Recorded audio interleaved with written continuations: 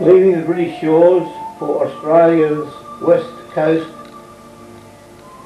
So whilst we are viewing English scenes and then scenes of the country that our story is about, let's talk about our settlers that left the English shores for a new life on the southwest coast of Australia. Not even a building to come to. No roads, no conveniences, especially hospitals, absolutely nothing for their easement of life. Let us applaud them all as they played their part in paving the way for WA. As our east coast of Australia was settled in the year of 1788, by 1826 there was talk of the French settling on our west coast. The governing body of our east coast instructed Edwin Lockyer to sail across to our today's Albany, and December 1826 they raised the flag for the British government to colonise our west coast. In 1829, Captain James Stirling, being in charge at Fremantle, there were 6 ships that left London for WA, but progress was almost zero. So Captain Stirling returned to England to pressure the British government to take action to develop our west coast. And after much debating and Thomas Peel requesting to bring out 10,000 settlers to pioneer the development of the Swan River colony. Yes, back in 1829, the scenes of the new colony. Peel, having influential personnel of the government, won through, and his right-hand men were to be Adam Armstrong and John Thomas. This is the story of Peel, Armstrong and Thomas. I am Alan Beale, who with my parents and elder brother left the English shores in 1923. I was 2 years old. Year of 1998 is the filming of this video. Filming in the area of Paris today, Woodlands Point and future farmland between the coast and Serpentine, Jarrahdale. Thomas Peel was born in 1793. Lived on the Peafold farm estate at Oswald, Twistle, Lancashire, England. Married in 1823 to a Miss Ayton. Peel passed away in 1865. Scenes of inland of the Peel territory. The agreement in the documentation signed by Thomas Peel, Adam Armstrong and John Thomas was for Peel to be clerk of courts, his wages 30 cents a day, no doubt it was 1829, 30 cents a day. Passengers were to pay $250 passage and a bond of $100. It was to be a self-supporting settlement on the coast just south of Fremantle and was to be called Clarence, after the Duke of Clarence, who was to be the next in line for the British throne. It was June 1829 when the first colonists arrived to play their part for the Swan River colony, and at anchor were the ships they arrived in, Pamelia and the Sulphur. How would they have felt, the first personnel to set up their future in Australia's west coast, as our east coast inhabitants had not long been in their new country, and there was no jumbo jets them days to take them back to the country of their birth. They certainly paved the way for WA for future migration. Peel, as clerk of courts, certainly was in for many problems. Peel territory still seen. Some points of agreement. Shipping to take out 10,000 personnel, 10,000 cattle to be shipped out, 3 small supply vessels to ply between Fremantle and Sydney, surveyors to locate 200 acres to each person, to cultivate tobacco, cotton, sugar, flax, and to rear horses for the East Indian trade. Land cost 18 cents an acre and a total grant of 4 million acres. The first settlement in Coburn, being Clarence, was controlled by Thomas Peel as Clerk of Works. The British government, finding overseas colonies to be a liability, handed the project over to a Sydney merchant named Solomon Levy. He was a financial merchant. It was his responsibility. There were problems for Peel from day one. On arrival, the supply ships from our east coast supplies did not arrive. Also, being a few weeks late on arriving at Fremantle, the land grant was cancelled. This is scenes of Peel's home in Serpentine, Jarrahdale. So I had to take indifferent land between Clarence and today's Mandurah. Certainly a big disappointment for the 490 men, women and children who were living in tents, camps of a sort, that had arrived on the ship Gilmore. And only weeks away was the ships Hooghly and Rockingham. So John Peel had major problems from day one. This is the scene of Peel's home, which was called Lowlands. Prior to that was called Serpentine Farm.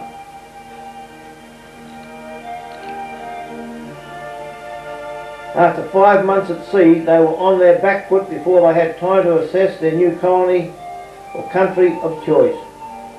Storms in today's gauge roads hit at the Rockingham on arrival, and the passengers lost almost all of their possessions.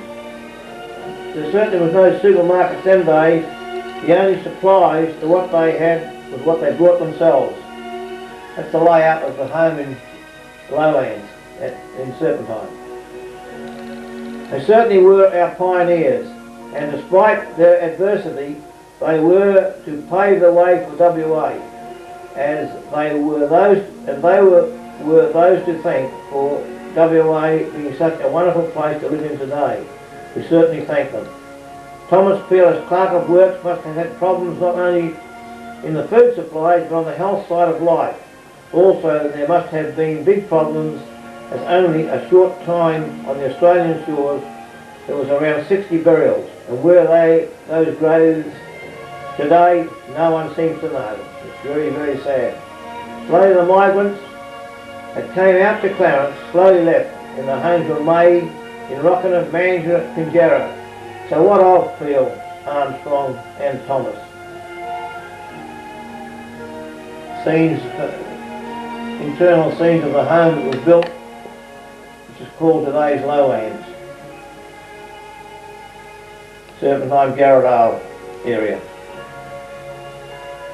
Thomas Peel was described by Lady Hasluck as a man that showed compassion, understanding and much foresight, and on more than one occasion showed uncommon bravery. Later lived at today's Lowlands, which we're filming now, which was first called the Serpentine Farm. It is in Serpentine, Jarrahdale, which later was taken over by his son Thomas Peel Jr. There's these cattle sheds. There you can see rainwater was of short supply even, but it was better water than what the well water was in that vicinity, and the rainwater was very, very essential. Another one of the old homes could be the foreman's cottage. Note the fence. Look into these photos, you can see it tells you a lot on what their fencing was and their general living in those days.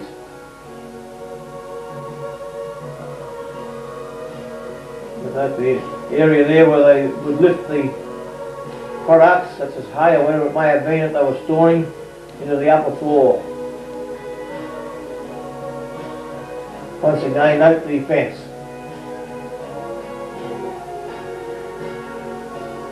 In 1830, while Peel was still in charge in the Mandurah area, supplies were sent in every 3 months. They consisted of flour, 4,800 weight, beef and pork, 1,800 pounds, rum, 54 gallons, sugar, 360 pounds, tea, 10 pounds, certain meat, 264 pounds, tobacco, 72 pounds, vinegar, 30 gallons, and of course, if supplies were late in coming, and some may not have come at all, Peel would face the brunt of no supplies for those that depended on him. Plus there were problems also with the Aboriginals, with looting and driving away their stock. Thomas Peel Sr. had a thankless task as the first in charge of the colony on Australia's west coast, but he and others were true pioneers in paving the way for WA. There's the layout generally of the farm. You'll see a part of the Serpentine River on the right. They basically weren't far off the river. And no doubt it was quite a busy stream. And of course later through those areas there was a lot of drainage work done, mainly in the Depression days of the Peel estate.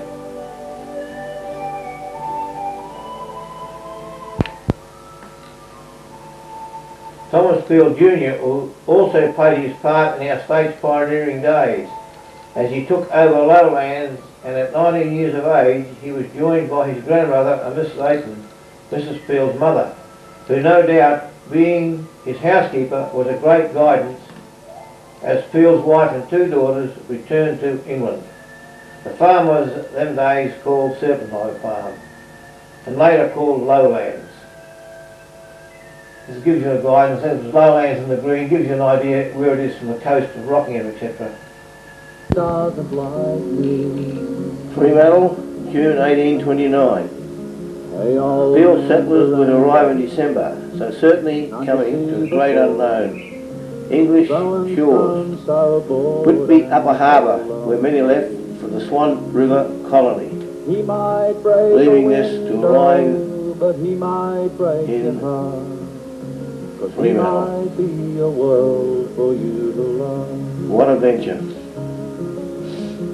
Would he be my grandpa? I wonder would he mind?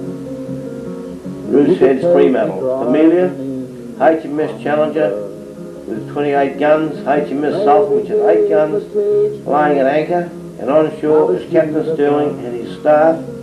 Yes, it was 1829. Hey old man Miranda, can't you hear? Obelisk built in 1839 as a shipping guide to shipping entering Fremantle. We'll have more of the obelisk later on. Sulky and Horse, Mr. and Mrs. McMullen, outside Chesterfield Inn. Mr. Bell standing and Mr. Hymas mounted on his horse. Modern transport them days. Captain John Thomas and wife, John's 50th birthday in 1865. His wife was Elizabeth Cooper. Joseph Thomas, John and Elizabeth's son, born 1844. James Bell, built East Rockingham Steel in 1865. Port Hotel Rockingham. His cottage is in ruins today in Mandurah Road, East Rockingham, opposite Chesterfield Road. There's a stagecoach in between, one of Cobham Coves. James Thomas, that was another son of John and Elizabeth, born August 1848, farmed at East Rockingham. He could take me fishing, East Rockingham School was on the southeast corner of Mandurah Road and Wallard Road, built in 1865 by James Bell. The mound that it rested on is still there to this day.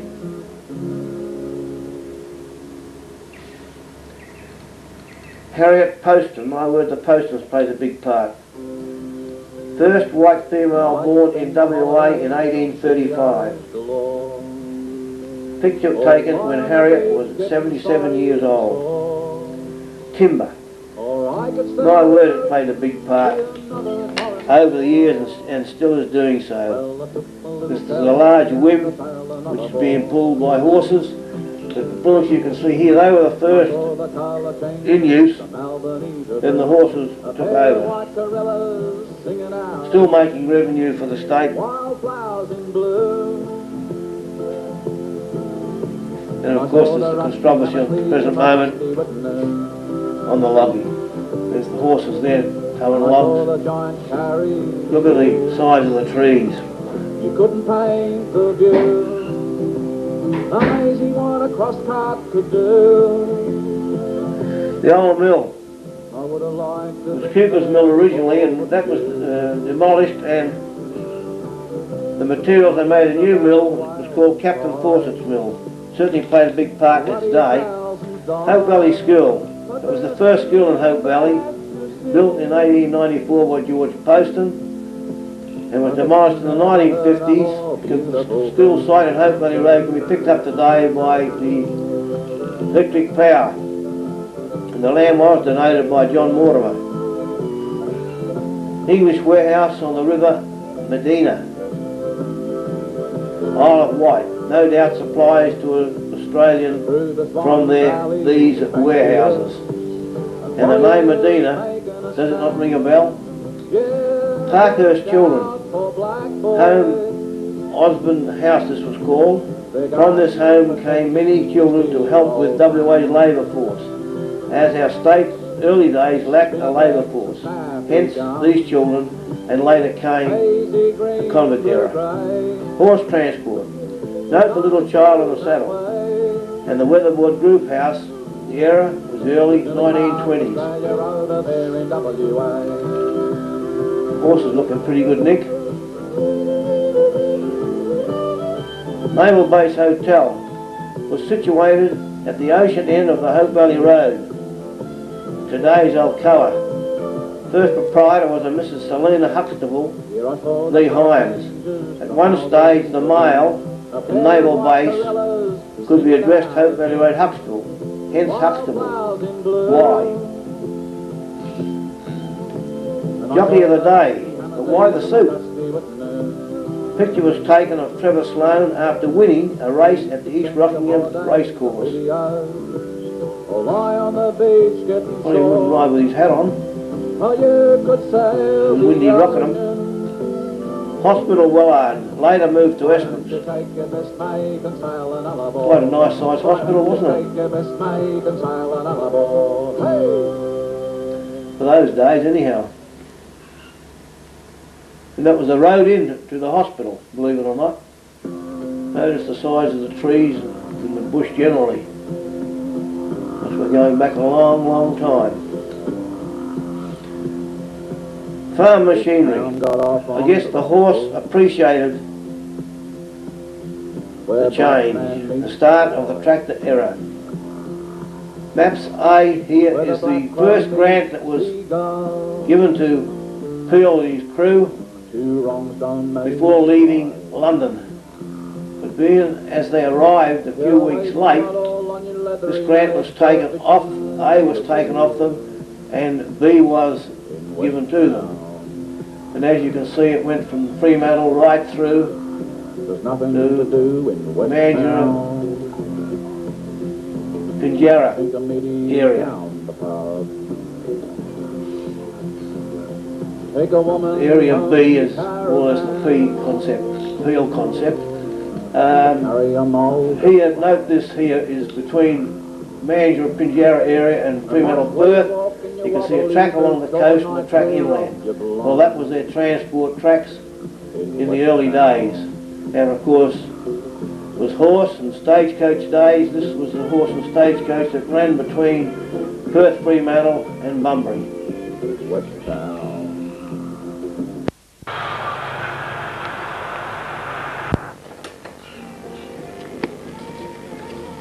This is Peel Junior's area, and no doubt Peel Senior would have spent many hours here. Oh, by the way, I said that the southeast corner of the East Rockingham School, it should have been the northeast corner. I'm sorry about that. Whilst Peel was still in charge in the Mandurah area, supplies were sent in every 3 months. They consisted of flour. These are scenes of Thomas Peel Junior home. It is on today's Dampier Drive in Golden Bay. And as you can see, there's what is left of the Peel home. And of course just across those hills there is the ocean. So they weren't that far away, but when you look at the timbers and the size of it, they had to clear with a axe and a saw and a shovel. It was pretty hard work. Now let's get back to flour was 4,800 weight, beef and pork 1,800 pound, rum was 54 gallons, vinegar 30 gallons, and of course, if supplies were late in coming, and some may not have come at all, Peel would face the brunt of no supplies for those that depended on him. These are scenes of where their burials in Mandurah by the church. Church built in 1870-71 on 1 acre of land given to the church by Thomas Peel's daughter Dorothy and her husband Henry Hastings Hall.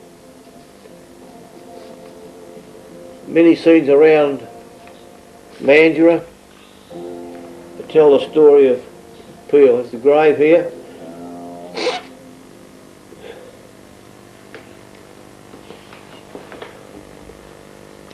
Thomas Peel, the early colonist, died at Mandurah December the 22nd, 1865. Well, I grabbed my camera, grabbed my shoe. Left my guitar in the motel room. A few days here I must presume. Knowing I'm found rising. Mandurah today. Isn't it marvellous? Plus there are problems also with the Aboriginals with looting and driving away their stock. So Thomas Peel Sr. had a thankless task as the first in charge of the colony on Australia's west coast. But he and others were our true pioneers in paving the way for WA. Mandurah today in 1998. Despite adversity, he stuck to his task, and Thomas Peel Jr. also played his part in our state's pioneering days. As he took over the lowlands, and at 90 years of age, he was joined by his grandmother and Mrs. Oaten. Yes, they were the days. I'm glad it was them and not me, I'm afraid. Wouldn't he be proud of Mandurah today? Lowlands, which in its early days was called Serpentine Farm, was established in 1830 by Adam Armstrong, and Peel took over in 1840. Peel, no doubt, in his early days was very busy administrating the new colony, hence took over the farm of Lowlands in 1840. But of course those tracts we had looked at previously, it would have taken time to get from A to B them days because you were only riding a horse. A little bit different today.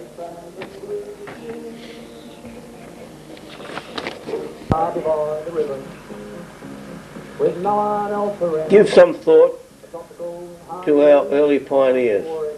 They left so much behind: tradition, culture, heritage, and most important, loved ones, and the perpetual soft green rolling countryside which they were leaving for what? Despite adversity, some returned to England, but the majority stayed on either through their bravery or they had success. But we must all thank them, as long term it was all a great success. Today's Ravenwood Hotel, first occupied by the Armstrong family, homemade bricks, and in 1863 sold out to the Thomas family, and they converted the Armstrong home into a hotel. Armstrong moved to Dalkeith. Dairy farm scenes, although a battle at the start of the colony, in fact little gain until after World War II. As in the pioneering days, most of the farmers were behind the hay bale, as their income was so poor that they could not pay the interest on their bank loan. Many walked off their properties. 1998, a different haystack. Through the adversity of our early pioneers, this is dairy farming today. Isn't it marvellous? In the old days they were milking by hand. You were a good milker if you could milk 8 cows an hour. But today they milk hundreds with a machine. Whilst the cows are being milked, let's talk about the Thomas family. John Thomas Sr. and family. John Thomas had a tragic start to his new life in Western Australia. Arriving on the Gilmore in 1829 while still at Clarence, he lost his wife Jennifer in childbirth. In April of 1830, only 4 months after arriving at Clarence, as well as losing his newborn son the following month. After a period of time assisting in our state's pioneer development, John Thomas never recovered from his wife and child's death, left the Mandurah area and went to live in New Zealand, year 1834. John Thomas Jr., only a young man at the time, accepted the family's responsibilities and went woodcutting with his shipboard mate William Gaze. But unfortunately William was speared to death by the Aborigines. So John left the woodcutting industry and purchased himself a boat which was the start of his seafaring life, hence Captain Thomas. A seafaring life was very important in the 1830s as there were no roads, only tracks, hence the ocean and river waters were very popular for trade. John Thomas Jr. married Elizabeth Cooper of Mandurah in 1841 and built larger boats and operated as far as Singapore. In later years, when Adam Armstrong passed away, John decided to return to the land and purchased Adam Armstrong's property at Ravenswood, which he managed until 1876. When he left, the Ravenswood estate was left to his sons, and when his wife passed away in 1888, Captain Thomas moved to Fremantle. Captain Thomas passed on in 1907, aged 93. Thomas, as a child, stepped onto the beach at Clarence, which is south of today's Woodman's Point, with Peel and Armstrong, and saw the Swan River colony develop from the gold rush days as well as the convict era, and plus the first ships in the Fremantle harbour. Thomas' name was always prominent in the city of Coburn records, as his great-grandson Hamlet John Thomas purchased land on Hamilton Hill and married Evelyn Quinlan. The Thomas story means a lot to older residents of Coburn, as Alan Thomas, who we'll talk to shortly, a prominent citizen of Coburn, a councillor, and for many years our mayor. The Thomas family, which paved the way for WA. In other words, they were big helpers on that project.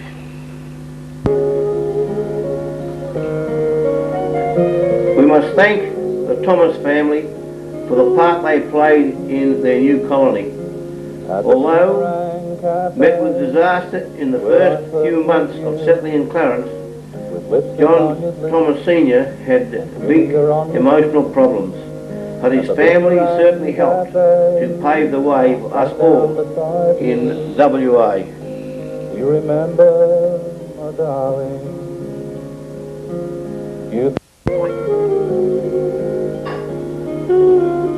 Well, let's have a talk at the Boomerang Alan Cafe, Thomas.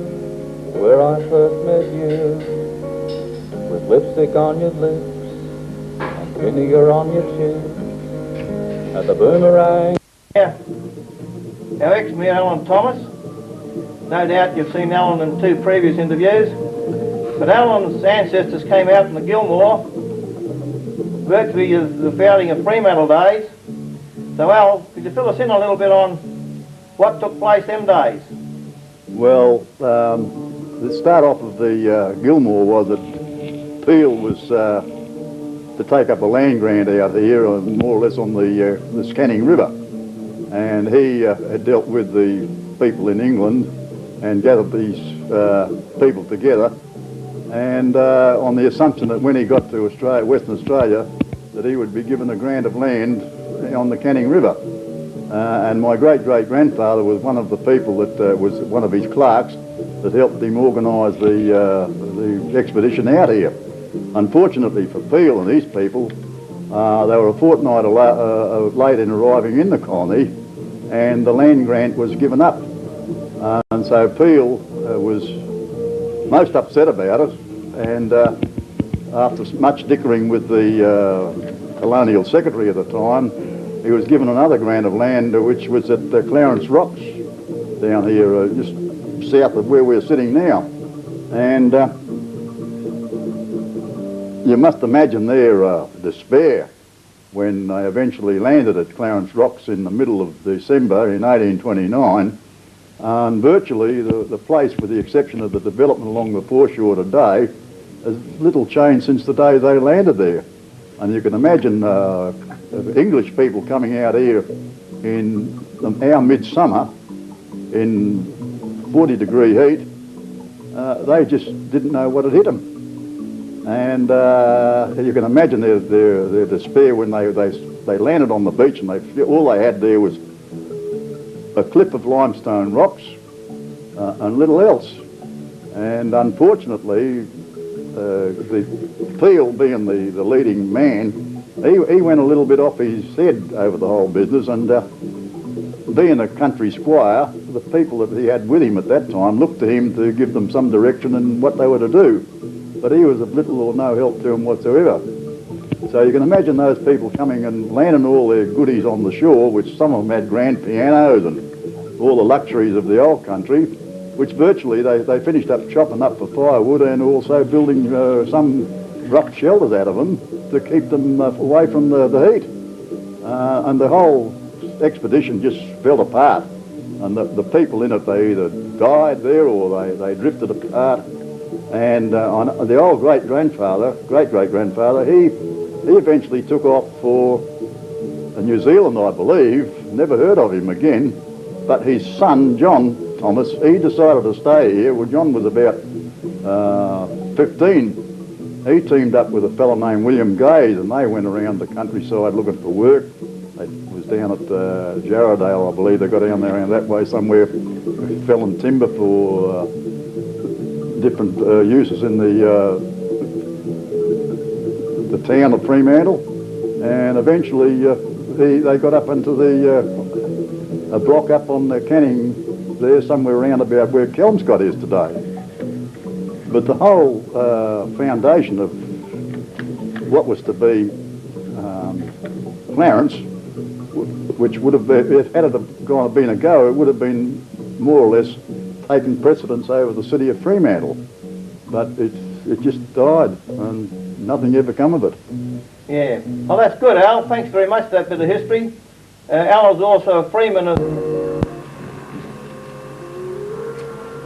Lovely to hear and see Alan again, as Alan passed away a few years ago. We had that talk around 1988. Now let's have a talk about Adam Armstrong. Adam Armstrong was born in Edinburgh, Scotland in 1788 and passed away at Ravenswood in 1853. He had married a Margaret Gow in Scotland in 1810. Unfortunately, Margaret passed away just before they were to leave England. They arrived on the 15th of December 1829 via the ship Gilmore. We are now viewing the waterways where the first of our settlers came ashore. Certainly a contrast to 1829. Little did they dream of a beautiful shipping complex would one day line the shores they first stepped on in their new country. The obelisk. Early shipping had problems navigating a safe passage into port, so in the 1830s era they built an obelisk which still stands to this day. Where is it? On the hill overlooking our shipbuilding and our beautiful waterway. In other words, it is in Coburn Road, Coogee. Land we are looking at is now between our west coast and our Darling Ranges in the land granted as Group B. It stretches down as far as Mandurah, Pinjarra.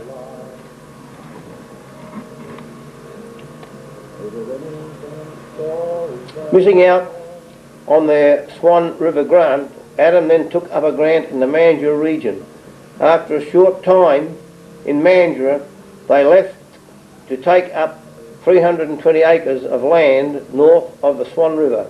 He called his farm Dalkeith after his property in Scotland, and to this day in 1998 the district is still called Dalkeith, and on its Swan River boundary they call it Armstrong Spit.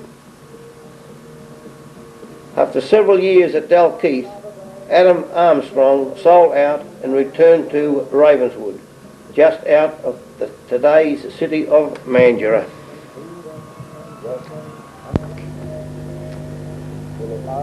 Labour shortage was a big problem for our early settlers. There was a number of schemes involving British juveniles who had misbehaved and were sent out on a trial year. The year was 1834. The scheme was shelved for 8 years, then commenced again under a different selection system between 1842 and 1849. Property of Walter and Beatrice Armstrong. Walter was grandson of Adam Armstrong, born in 1859, died in 1944. Married a Beatrice White, and they had 11 children on this property. As you can see, it was almost a self-supporting farm. The growing of their fruit, vegetables, dairy products and all their essentials. Their property was on the west end of Hope Valley Road, demolished by Alcar when they purchased all properties in the vicinity. And see how they have replanted many trees, as this end of the property was virtually swampland. I was filming between the Old Coast Road and Rockingham Road, south end of the property where today's Coburn Road meets Rockingham Road.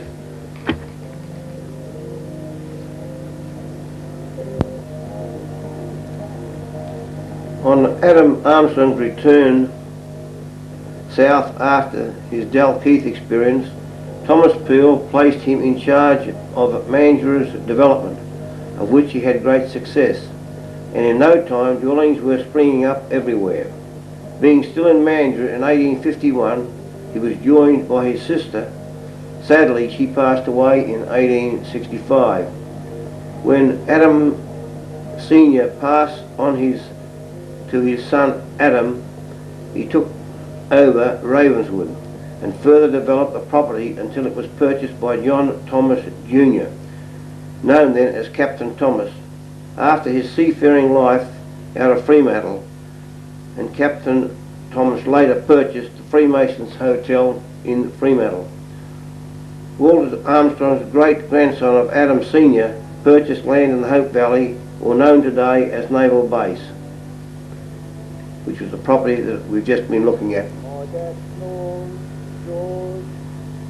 and still are looking at.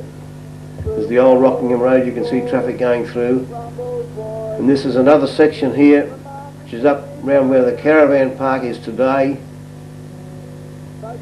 in Naval Base, and in this vicinity here where I'm filming is where the original 10-mile well was on the Old Coast Road, and this is the area here in the vicinity of here where they say where the caves or the cliffs are is where the burial grounds were in the early days of the state, but no one can define just where they are.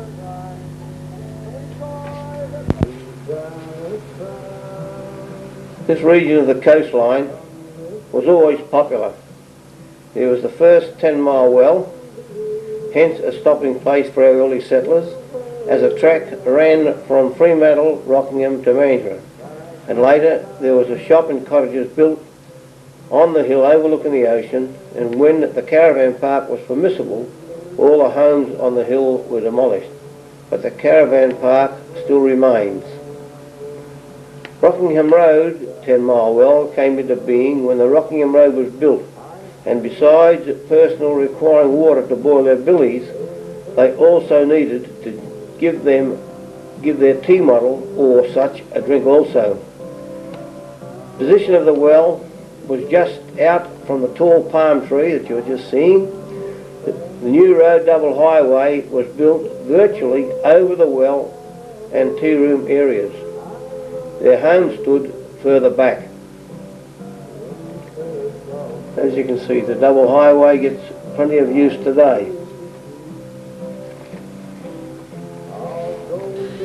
Also some old fig trees still on the old site,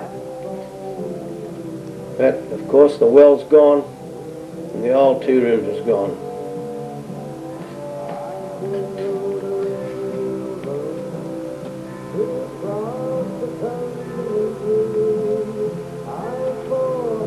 There's the old mud map of the old tea rooms with the well and the palm tree. And in the lower section you can see the twin highway with the yellow section is where the tea rooms and the old 10-mile well were.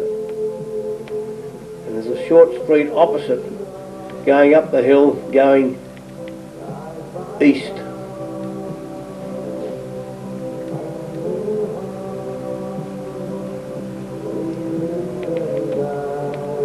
A lot of memories in that area. They weren't just the tea rooms, they were the naval base post office, and you name it, they did it. The old map showing the Peel Estate region and towns that are still prominent today. It's the Peel Estate there, but basically between those, the inner black line and the coast was the main Peel concept area.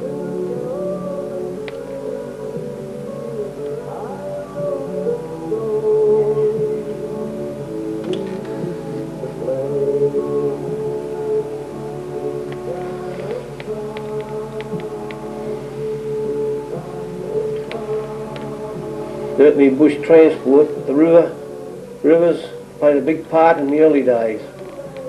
You know, they look like they're just coming or going from the town, and Mum's either just coming or she's going with them. Tracks was all they had them days, and where would they have been without the old horse? They did a marvellous job. The old Mandurah Bridge, still busy, despite the new bridge further upstream. And the section underneath the bridge, as you can see there, that's to this day is very, very popular with the fishermen, or fishing personnel I suppose we should say. Pinjarra Post Office, built in 1895. No doubt the early settlers would have appreciated the letters coming into the post office from overseas. Train travel, Perth to our southwest. And of course they all went through Pinjarra. Fairbridge Farm Church. Well, Fairbridge has a story of its own, and it is a marvellous story.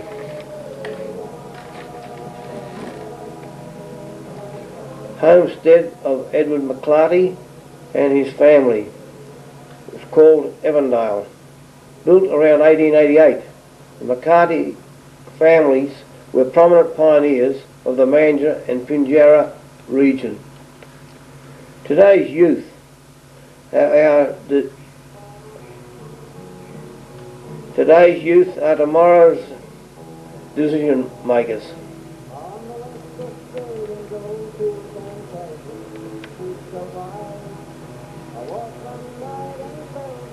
Aren't they lovely shots of the children?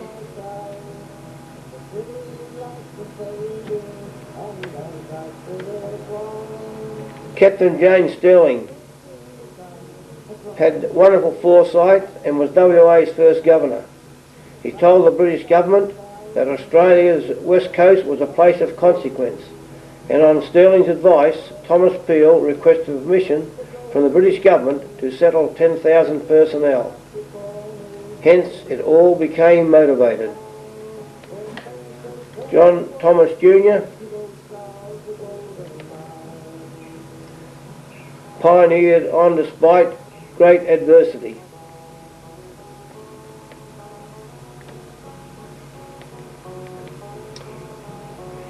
Adam Armstrong, great vision, had a wonderful family.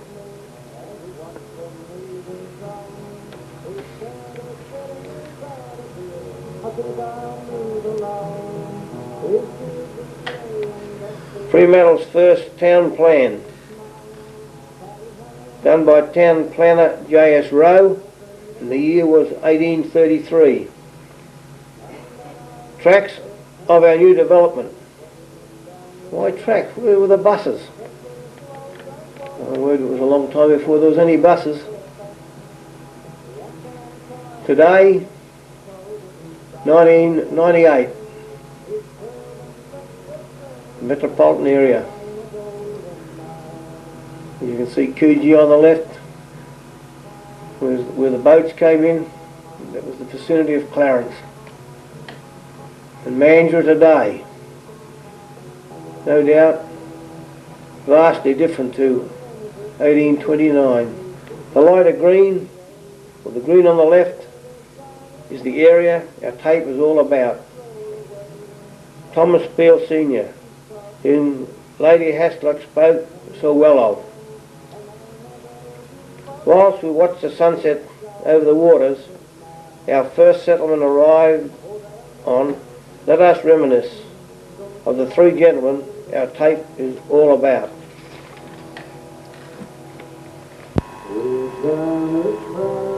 Thomas Peel came out as clerk of works, and as he was responsible for his fellow man, naturally, he no doubt was blamed if anything went wrong. And a new country, virgin land, depending on supplies coming in by boat, and his wife and two daughters returned to England. So things must have been real tough. But long term, his ideas of bringing out early pioneers was really great for WA. He passed away in 1865. Adam Armstrong was one of Peel's right-hand men, operated between Mandurah, Pinjarra and Ravenswood, and also had 320 acres, of which is today's Dalkeith. He and his family were great pioneers for WA. He passed away at Ravenswood in 1853. John Thomas had a difficult start to his new venture, losing his wife and newborn son only weeks on arriving at Clarence. But his other children carried on and played their part in WA's development. John Thomas Jr., who had taken over the family responsibilities, being as his mother had passed away and father had gone to New Zealand, became known as Captain Thomas, passed away in Fremantle, aged 93. Thomas Peel. May God bless them all.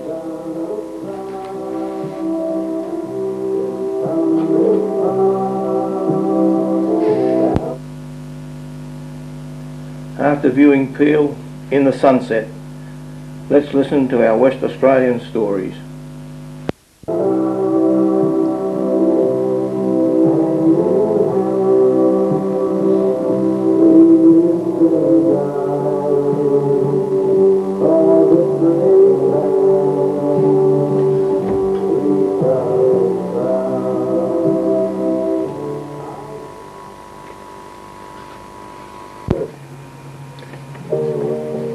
The object of this film was to outline the general history of how our state of Western Australia came into being. I would like to finish off having a talk to two of my lifetime friends who are descendants of our early pioneers. Firstly, the story of their family snapshots I have placed on film. Each picture tells a story. Yes, their early days. You will shortly meet Alexandra Ingram, née Armstrong, known to us all as Ali. She is the great-granddaughter of Adam Armstrong, who arrived on the Gilmore in 1829. Also Thomas Hitchcock.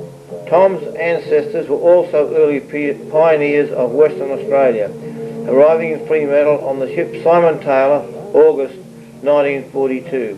Ali and Tom have spent many years on Peel's grant land between Fremantle and Pinjarra. They will tell us their story behind the snapshots, and then we will listen to their West Australian story. Tell us, Ali, about our first snapshots.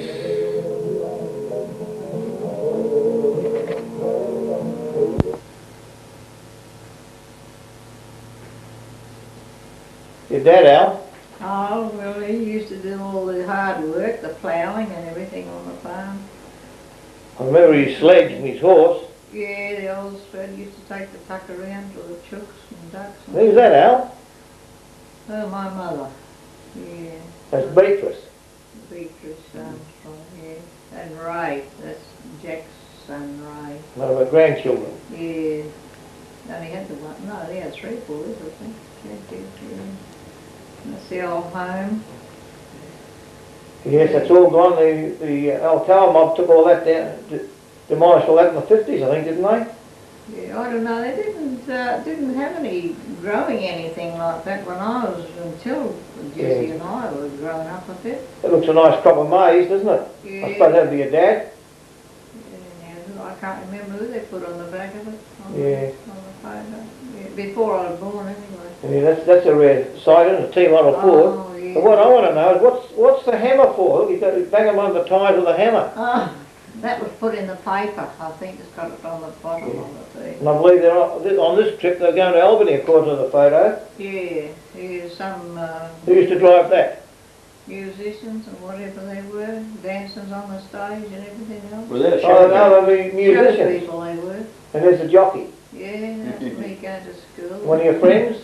Yeah, Millie Bucknell, little horse. And you used to go from the homestead down to the Hope Valley School. Yeah. 2 miles we had 2 to miles. walk, otherwise. Or ride. Yeah. Lovely little horse, isn't it? Yeah. What do you call it? Oh, I don't know what its name was. And then when you didn't ride the horse, you rode your bike. Yeah, that was Jessie's boy. And I had to look after it, and she'd growl at me. It fell off it and she Now, who's the family there? Oh, that was Sister Gladly and her husband Joe Ormerod and the 3 kids. Outside the Tom. 10-mile tea rooms. That palm tree's still there, Ellie. Yes, I know. We took a photo of it the other day. And where was that? Was that between the house and the shop? Yeah. Yeah, was it? Yeah, who's that? Yeah. That's Alexandra Mary, That's right. 1916. Yeah. You were young in those days. Yeah. That's the old Hope Valley School, isn't it? Yeah, that's In the my background. teacher and Yeah. Miss Moss. Yeah, the 2 girl Niggles. 2 girls and these girls. Lily and Cat. Kath, that's right. In the old hotel. Where we Yeah, used to minus go its get the roof. mail. Everything lost its roof in 1927, also 1934. Yeah. Yeah. Yeah, Yeah, that red dot is approximately from Fremantle where the 10-mile well and the Watlup tea rooms were. All right. Yeah. So Tom, you can tell us about the next shots because they're going to deal with the Watlup tea rooms. That's the Watlup tea rooms. My father in about 1927, 28, bought 2 houses on the Peel estate, shifted them down to Rockingham Road, and that is one of them, and the other one was used as a home up the back of the block for living quarters. And then this was the two Peel estate houses re-erected down here. We moved out there in 1929 to live. 1929. That's my family with me in the front, my sister Cecily on the left, my father, and then my sister Jean, my mother, and my brother Ted. What about your dog? And dog Jerry. Met an unfortunate accident later on. Up to Willie's night and the family, and my mother's sister next to Jean on the right hand side. She was from Sydney. And that's the lake that was a swamp, dug out to make an island in the middle with a bridge over it so everyone could get over there to the garden and the rose garden, the water rose in the middle. That's the tank. We're putting on a tank stand with my father on the left, my brother on the right, and Norm Armstrong in the middle, all giving a helping hand.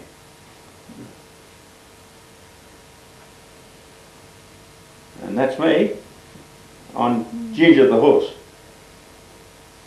It used to be a milk carter's horse. My father bought it for ploughing, and it was a good worker. And it's done a lot of ploughing around the Watlup farm. Who's this good looking bloke? Well, that's Tom, me. Spearwood Rovers Soccer Club. Yeah, well, that's money taken for your refereeing, Tom. I was How many years refereeing you doing that? in the white, then Pearson on my left.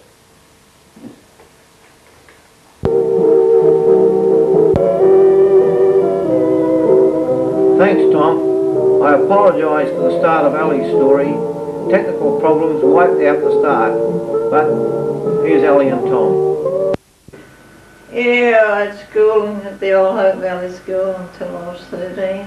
And the distance, closed down. a couple of mile away? Yeah, we had to walk each way 2 miles to go to school.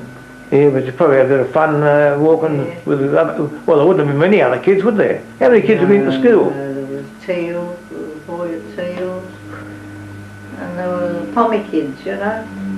Pommy kids? Yeah, They were probably group settlement days. yeah, that's Yeah, right. in the old Peel estate. Yeah, there was many of them. Yeah, we've been talking about John Peel earlier. 10 Mile Well. The old white roads we used to have. All white roads and pretty corrugated and pretty rough, weren't they? Oh, sorry. Yeah. And what about your life at 10 Mile Well? Did you enjoy it? Oh, not that much, I don't think. In other words, it wasn't much different to the old homestead. Oh, a lot of difference. Yeah, because you couldn't do anything, you had to be in the shop all the time. You Yeah, know. We had a nice garden then.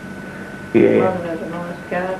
Well, that was my days when I first met you, was back in 1934. You were in the 10 Mile Well tea rooms. And on a Yeah. Sunday I used to go down for your mum and turn the old churn to make the ice cream. Yeah, maybe I'll... And I always got a free one for doing it. Yeah, always got a free one for doing it. Yeah, my sister and my husband lived down the back too with all the kids. Mm. I know, well, as I say, there's still a palm tree or two around there now, because it's all long gone. And the road's gone through, I think, where it was, where the tea rooms was. And the old tennis Yeah. court's gone there, isn't it? Yeah, we had a big tennis court there. We used Yeah. to play tennis. Played a couple of players, I think, that's all. How about mum and dad bringing up the family, such as your food supplies, your transport, your entertainment and so forth? Oh, well, they never went out much. About 9 o'clock they'd all go to bed, I think. And Myrtle used to play the piano and we used to sing around it. make your own fun. Make your own. You were never depressed in any way, or as they say No, I was all today, happy there. stressed. And what about, you used to have to come into Spearwood for your food supplies? Yeah, what'd you say? Bailey's, yeah, Bailey's. Yeah. Yeah, we took the old Ford up one day and they'd put kerosene in it and I would smoke us out. Yeah, that's good you got there, probably. Yeah. That was that old Ford T we saw in the photo. Yeah. Goodness gracious me. RO1, Rockingham 1. RO1, was it? Yeah. Matter of fact, I've noticed there's a few RO numbers around again now. Yes, Yeah. back. And I made the inquiry to a chap, and I said it was just down the road here at the local shop close by.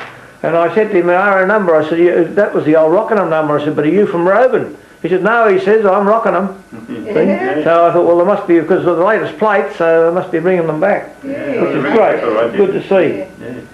Yeah. Yeah. Yeah, now what about doctors and hospital, them days? Oh, well, I think I ended up in hospital with, I had pneumonia once. Fremantle. Yeah. Fremantle Hospital. Probably took you in the old T model. Yeah, probably. Yeah. Yeah, incredible, isn't it? Oh, we all had mumps once too, I remember, all in bed. Yes, all months days, yeah. And his auntie'd come out to see us, and I can remember a screw on the top of the old eucalyptus bottle. Dear. It's all out of use, but it's cold as eucalyptus. It's what was a big thing them days, it's just taken for granted today, isn't it? They just take it for granted. Yeah. Yeah.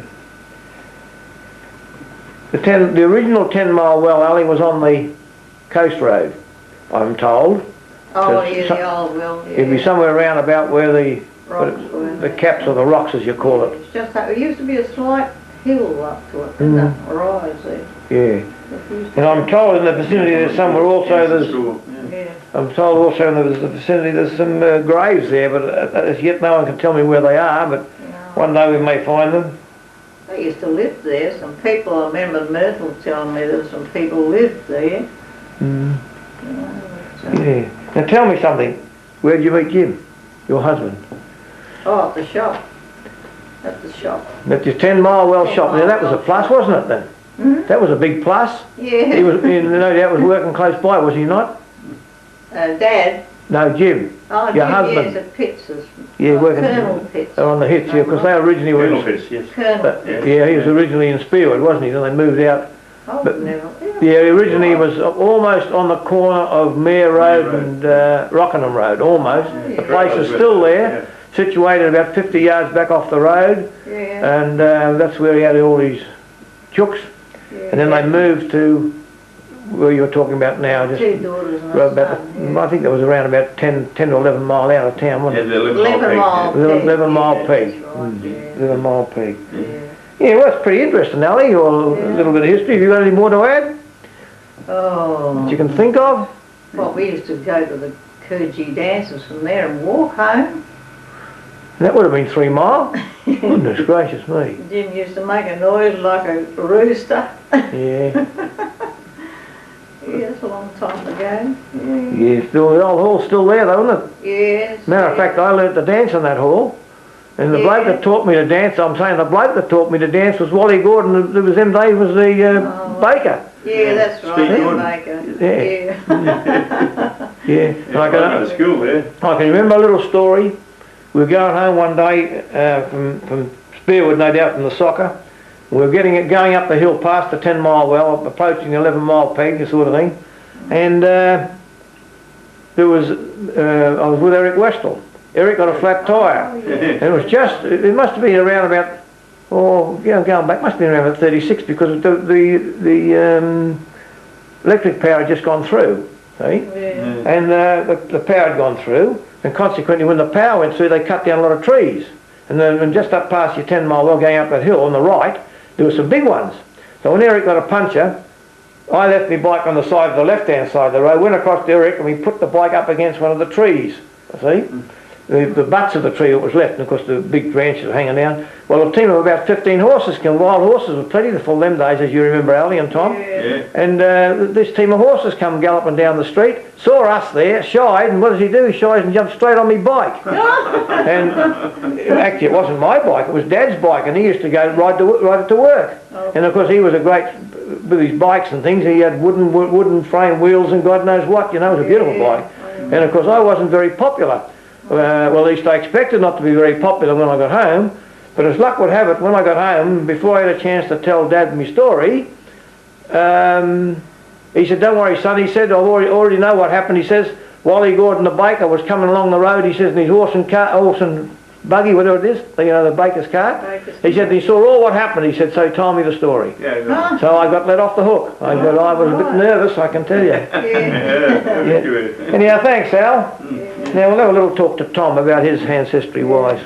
What can you tell us, Tom? Well, my father was born in North Fremantle, as I was, many years later, of course. My mother was born in Glebe in Sydney, and in his young days my father was a sailor, and he used to sail all around the world.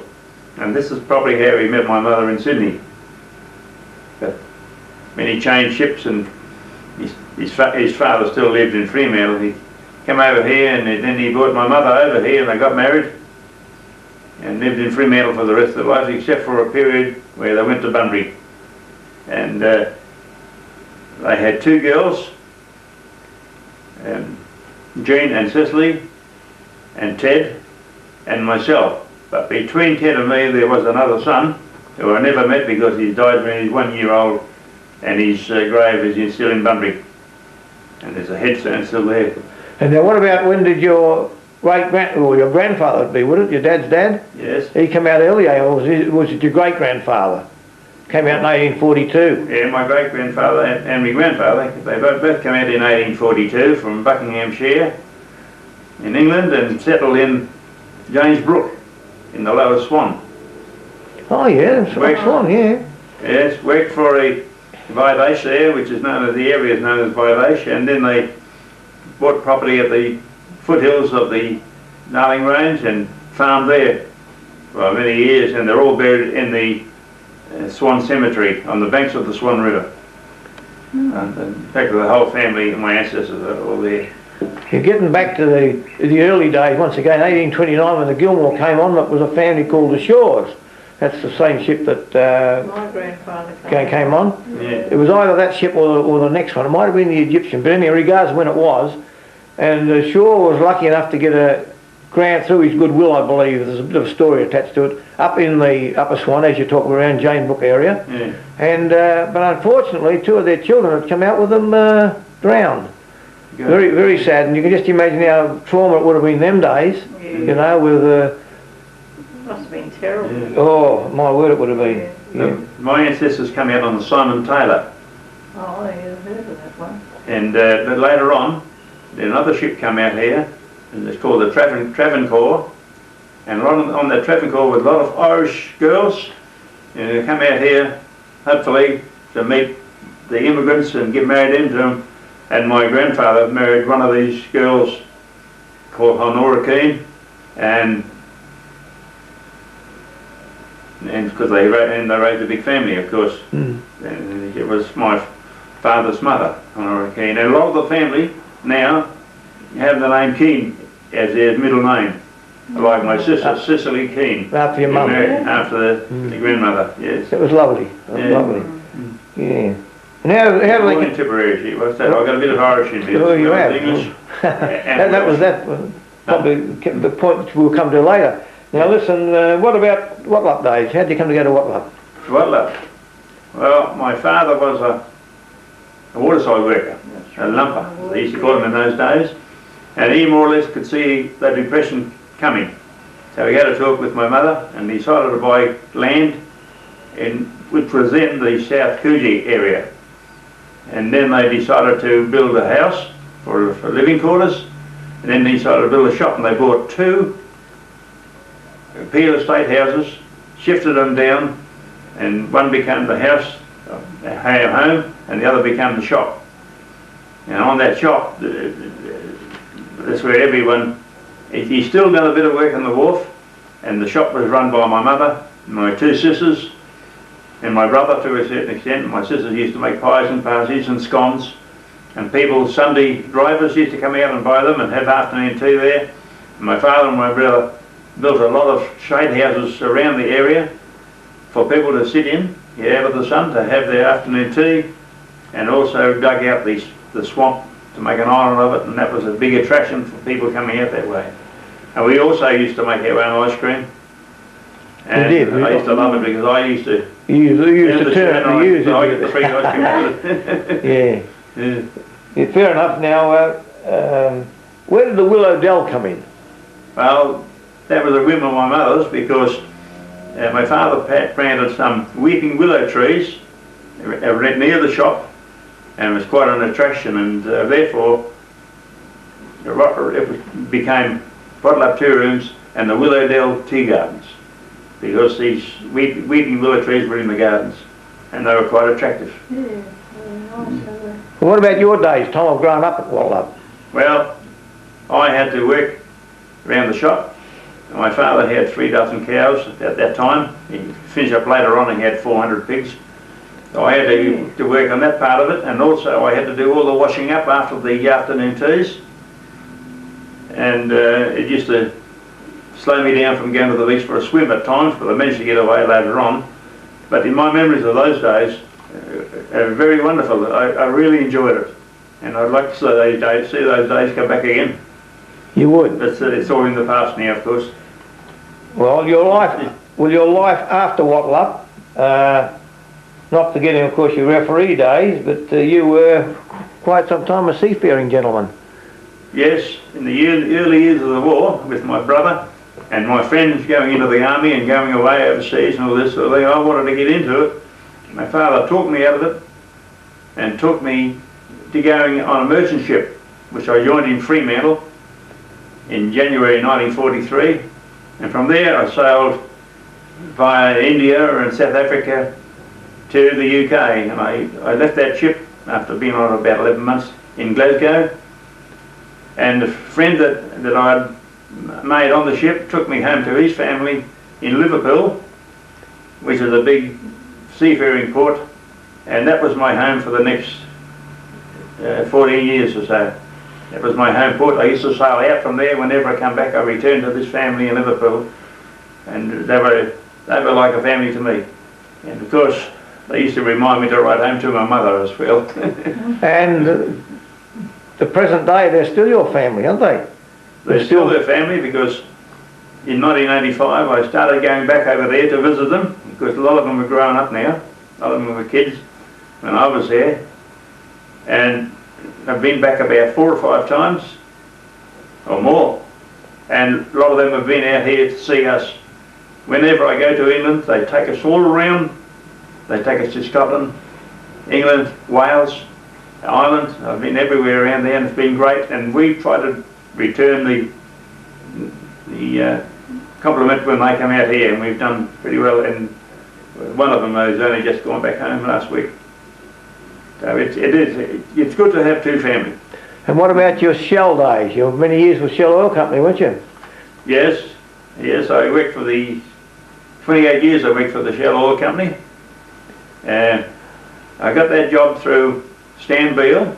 He was a soccer referee when I joined the soccer referees. And I worked at the Kwinana refinery on the construction. And when that finished, through Stan, I was lucky to get a job with Shell.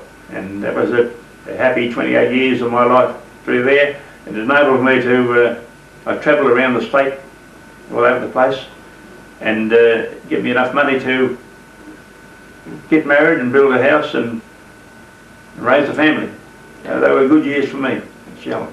During your sporting career as a referee, which you were a very good referee, fill me in on the amount of years you put in refereeing, Tom, because you're one of the state's best. Well, I met at the South Fremantle Powerhouse on the construction. I met a man named Len Pearson, who used to play for Spearwood Rovers. He was a goalkeeper for them. Him, his girlfriend, who became his wife, and June, who became my wife, were great friends. So I met my wife through them. And I used to go along to watch Len play, and everybody else. I used to run the line, and I got very interested in it. I had a couple of games in the reserves, but I was getting a bit old for that sort of thing. I would never be a good player. But other referees liked the way I run the line, and they took me in becoming a referee, which I did in time. And they were very good years too. I met a lot of good friends through soccer. I was lucky enough to be able to referee a lot of top matches, cup finals and international matches, and I thoroughly enjoyed those years that I was a referee. In hindsight, Tom, would you change anything through your life? No, I wouldn't change everything, because life has been good to me in lots of ways, and I thoroughly enjoyed it, and I'm still enjoying it too. It's been great, and I've got a lot of good friends in Alley here, for instance. I've known her for that many years. It's not funny. You know, way back in 1934, I think it was. Alan Beale is doing this interview. I've known him for the same number of years, and he's been a good friend to me. And his family have been good, the same as Ali's family. Of course, Norm Armstrong, Ali's sister, became my brother-in-law when he married my sister many years ago, of course. And they, of course, they're all gone now, except their children. In other words, Tom, your growing up days at Wattleup, as you said, you worked hard from the point of view of all the ponds had to be made by shovel, and etc. So many 100 pigs, this, that and the other, plus you're working in the tea rooms, assisting. That puts you in pretty good stead for latter years, didn't it? You knew what work was all about. I knew what work was all about, because I had done a bit of hard work in my life, but I appreciate it there, because everyone had to work hard in those days. Yeah. You didn't get nothing for nothing. But they were good. It was good for me, and it taught me a lot about life and how to meet people and get on with them.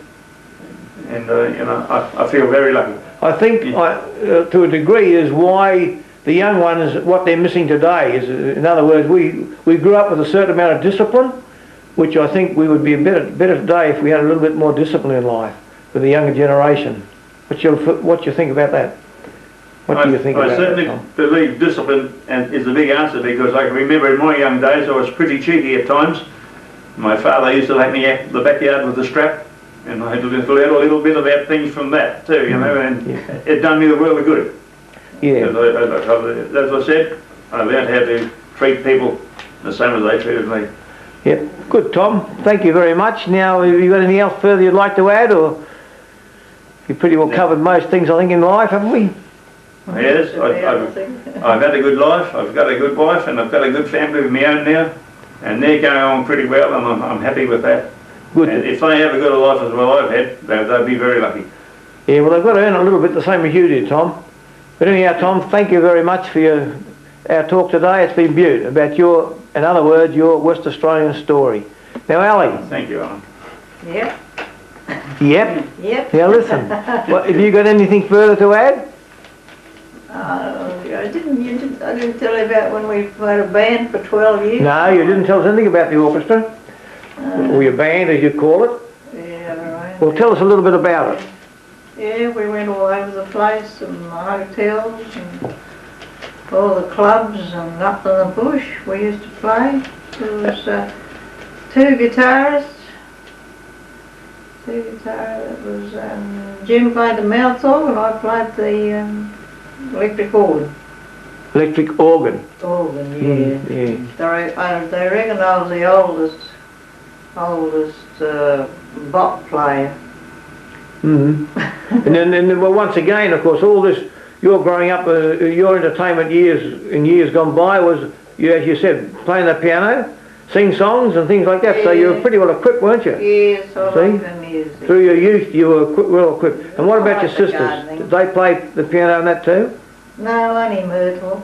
Only Myrtle. Only Myrtle. And what about Jessie? No. Jessie didn't play at all. No. She was a lovely girl, though, wasn't she? Yeah. Had a little bit to do with Myrtle, Jessie and yourself, and as far as I'm concerned, used to do a bit of they're all beaut people. Yeah. And your mum and dad, I thought they were great. Yeah. Yeah. Certainly were. Oh, they were too busy. Yeah, your dad was always busy because I'll tell you a little story about your dad too. Apart from seeing him in the bush through Hope Valley there, or Naval Base, with his sledge and his horse cutting wood and all that for your tea room so you had plenty of wood for you making your pies, etc, etc. But one day he got off them days the bus only used to run as far as Russell Road, which was about the 8 mile out of Fremantle. Well, he still had the best part of 3 to go. So this particular day, Moretti, who was a market gardener out there, came along, and his truck was chock-a-block full of boxes, and there was 2 passengers in the front seat. See? So anyhow, Louis Moretti stopped, and he said, "I'm sorry, what he said, but he said, I'm pretty full up." He said, "You can get on the running board." So with that, he says, "It'll be all right, Louis," he said. "I'll get on the running board," he says, "and I'll hang like a possum." Yeah, because Ali, could you understand your dad saying that? Yeah. And he did. He got on that running board, I'm told. He hung all the way up until he got to the 10 mile well tea rooms. Yeah. Yeah.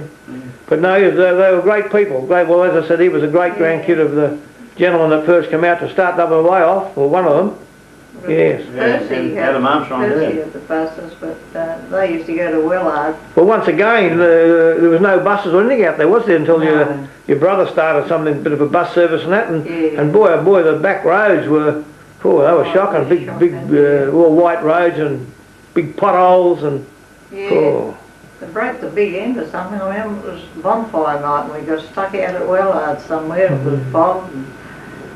And what's that? Who had the butchers out there? Butcher's van? There was a butcher's van out there. Yeah, the people had the butcher, and he brought us home in his butcher's van. Oh, yeah. I remember old Mr. Norcott, he had a sort of a truck van type of thing, and he used to pick us all up to go and come into the Spearwood dances every so often, all those through Naval Base. And also the Russell Road, Coogee Hall. Well, there were people named butchers out there, wasn't there? I remember Dave Butcher. Yeah, there was butchers out there. Yeah. They sort of come on the scene, I suppose, they wouldn't have come on the scene, Tom, till about 37 or 38. Was his name Robin? Robin Butchers, that's correct, yeah. Well, he married the girl Mumford from Coogee, and they finished up the butcher shop in Manjimup. Oh, yeah. And of course, that's many years ago. Used to play too at the tent. Mumford. Yeah, Mr. Mumford used to be MC at the dances. Yeah. Oh, that's right, good, he always was, yeah. I forgot about that. Yeah. I was getting mixed up with Jimmy Parrott, married Bessie Allen. Oh, they went to Katanning, didn't they? They went to Katanning. They're still in Katanning. School bus driver down there. Yeah, still in Katanning. Yeah, all right, I think we've... Can I just say that in the early years of the war, petrol was very scarce. My father had a truck he used to go around the hotels and army camps and that, picking up slops to feed the pigs with. As I said, we had 400 pigs. Not be able to get petrol, he bought a gas producer and put it on one of the trucks, and I used to have to go out in the bush around my Dogluck Way, pick up all the dry timber I could. We'd take it back to our farm, and we'd burn it and make charcoal out of it. And it was one of those charcoal burners, and it was as good as petrol to get around with. And how old were you then, Tom? How old was I then? I was about 14, 15. How's I'm getting that? You were out in the bush getting wood and everything else at Yeah, well, 14 or 15. I learned to drive when I was 8 years old. Yeah. My father and my brother used to pick me up at school at South Coogee. Then I used to drive the rest of the way home. So you certainly learned how to drive when you're on a farm in those different days. ball game, wasn't it? Yeah. And what have you got to add, Al, any more? Oh, I don't think so. Only we went to England when he finished on the war. Jim Oh, yeah. finished on the war, we went to England. He must have been on the war for a few years too, wasn't he? 16, Yeah. 16 Yeah. years. I went to the Yeah, well, very good. Yeah, okay, anyhow, more than thank you, Al, for having a talk. That's all right. And also to you, Tom. Trouble is I'm losing my memory these days. No, well, we're all a bit that way. Thanks, Tom. Well, that's all right. Thanks I was for your only time. reading about one of the pioneers in those days. I think it was Mr. Armstrong, had property in around the Midlands, and he called it after the place they come from in Scotland, and that's how the name Dalkeith came into being. Yeah. Yep, and I also noticed, which I've commented on the video, that Armstrong's Spit is a section of the river around the area of Dalkeith, and that's still to this day listed in the books as Armstrong's. Yeah. From Spit, yeah. Yeah, okay, thanks, Tom. Thank you. Yeah. Thanks, Ali. Yeah. Thanks, Dan. Thanks very much. Dan, no, that's your brother. Just call me Charlie. Thanks, Al. Yeah. Thanks, Tom. Yeah. Thank you. Yeah. Thanks, yeah.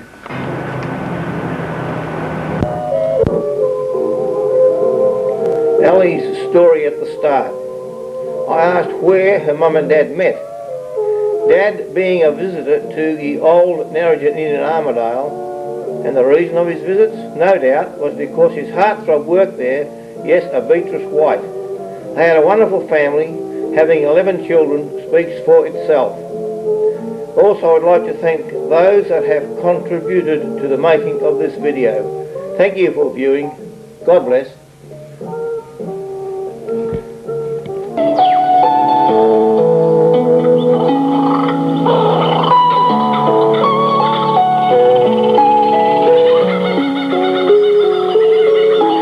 Today is the 22nd of January 1998. I am Alan Beale, being associated in the district of Coburn for over 60 years. And all of those years, Spearwood has been known for its market gardens, and one of its specialities is its growing of a special onion. In my years of playing soccer for Spearwood Rovers, Coburn, we were referred to as the team from Onion Town. Urban development is slowly diminishing our market garden growth area. So today I'm asking you to look and listen to one of our few market gardeners that are left, whilst he is in the old term pulling onions, but of course it is 1998 and it is now all carried out by machines. Let's go and have a look at how the machines operate.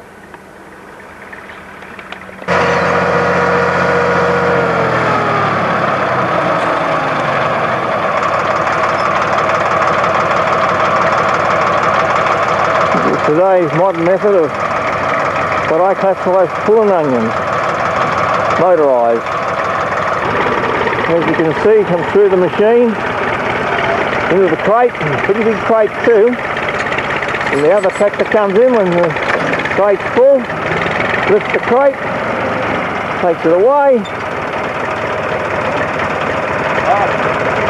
and the other crate goes on the empty crate goes on the end of the machine. Action station. Away we go again.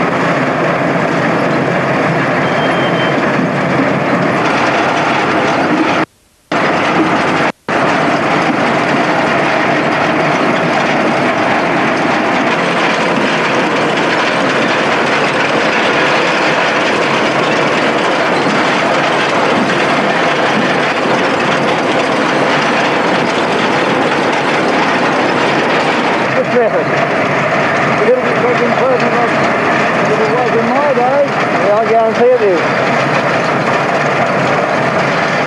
We used to cut them all by hand. Yeah, big job on it.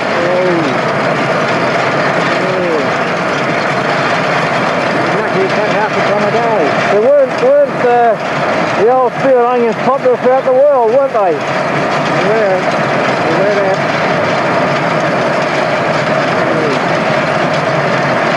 This is a different variety to what we used to do in the early days. We used to go in the early days. Yes, well, it'll be interesting to ask Matt, and between you and Matt can tell us the early days to the today's variety.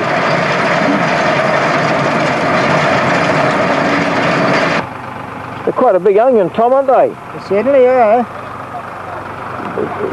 We did have some big ones in our day, but these are, some of them are bigger. I always was under the impression that the bigger the onion, the less they were liked in the markets. That's true. That's true. They usually like a medium-sized onion. So now Matt will tell us about it possibly shortly. He'll show us the old method. How Tom did it from donkey's ears. So you can see on the method that as Tom's working now is a big difference to what the machine's doing. Although, as you noticed, there was a few that went through that weren't topped and tailed, and that's what the boys are standing on the side to do. And as you see, you can tell by the way Tom's working, he hasn't done it for many years, but he knows all about it. I guarantee you've topped and tailed millions in your day, Tom. A few tons. Hey? A lot of tons. Yeah, a lot of tons, yeah.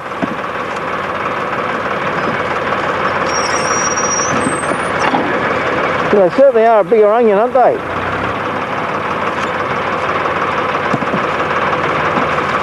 Yeah, good. Oh, thanks, Tom, anyhow. It gives the people some idea of just what the old method used to be. So you are now. That market gardener is Matt Marinovic. And with Matt is one of the pioneer market gardeners who, in his day, planted millions of onions for the family market garden in Spearwood. No other than Mr. Tom Evers. So let us listen while Tom and Matt tell us all about our Spearwood onions. I'll say good morning to Tom and good morning to Matt. Good morning, everyone. Good morning. Tell us, Matt, you're the modern day man. The growth of the onion from seed, you plant from seed, you plant, the method in other words. Well, what is happening these days, you buy raw seed, and with modern planting you have air seeders and different type of seeders, mechanical seeders, and a whole lot is done by a tractor. You can seed 4 or 5 lines at a time, and it only takes probably a few hours to seed 2 or 3 acres, as long as the ground is prepared. And onion grows from the very, very small seed to present day where you can see it, how big it is.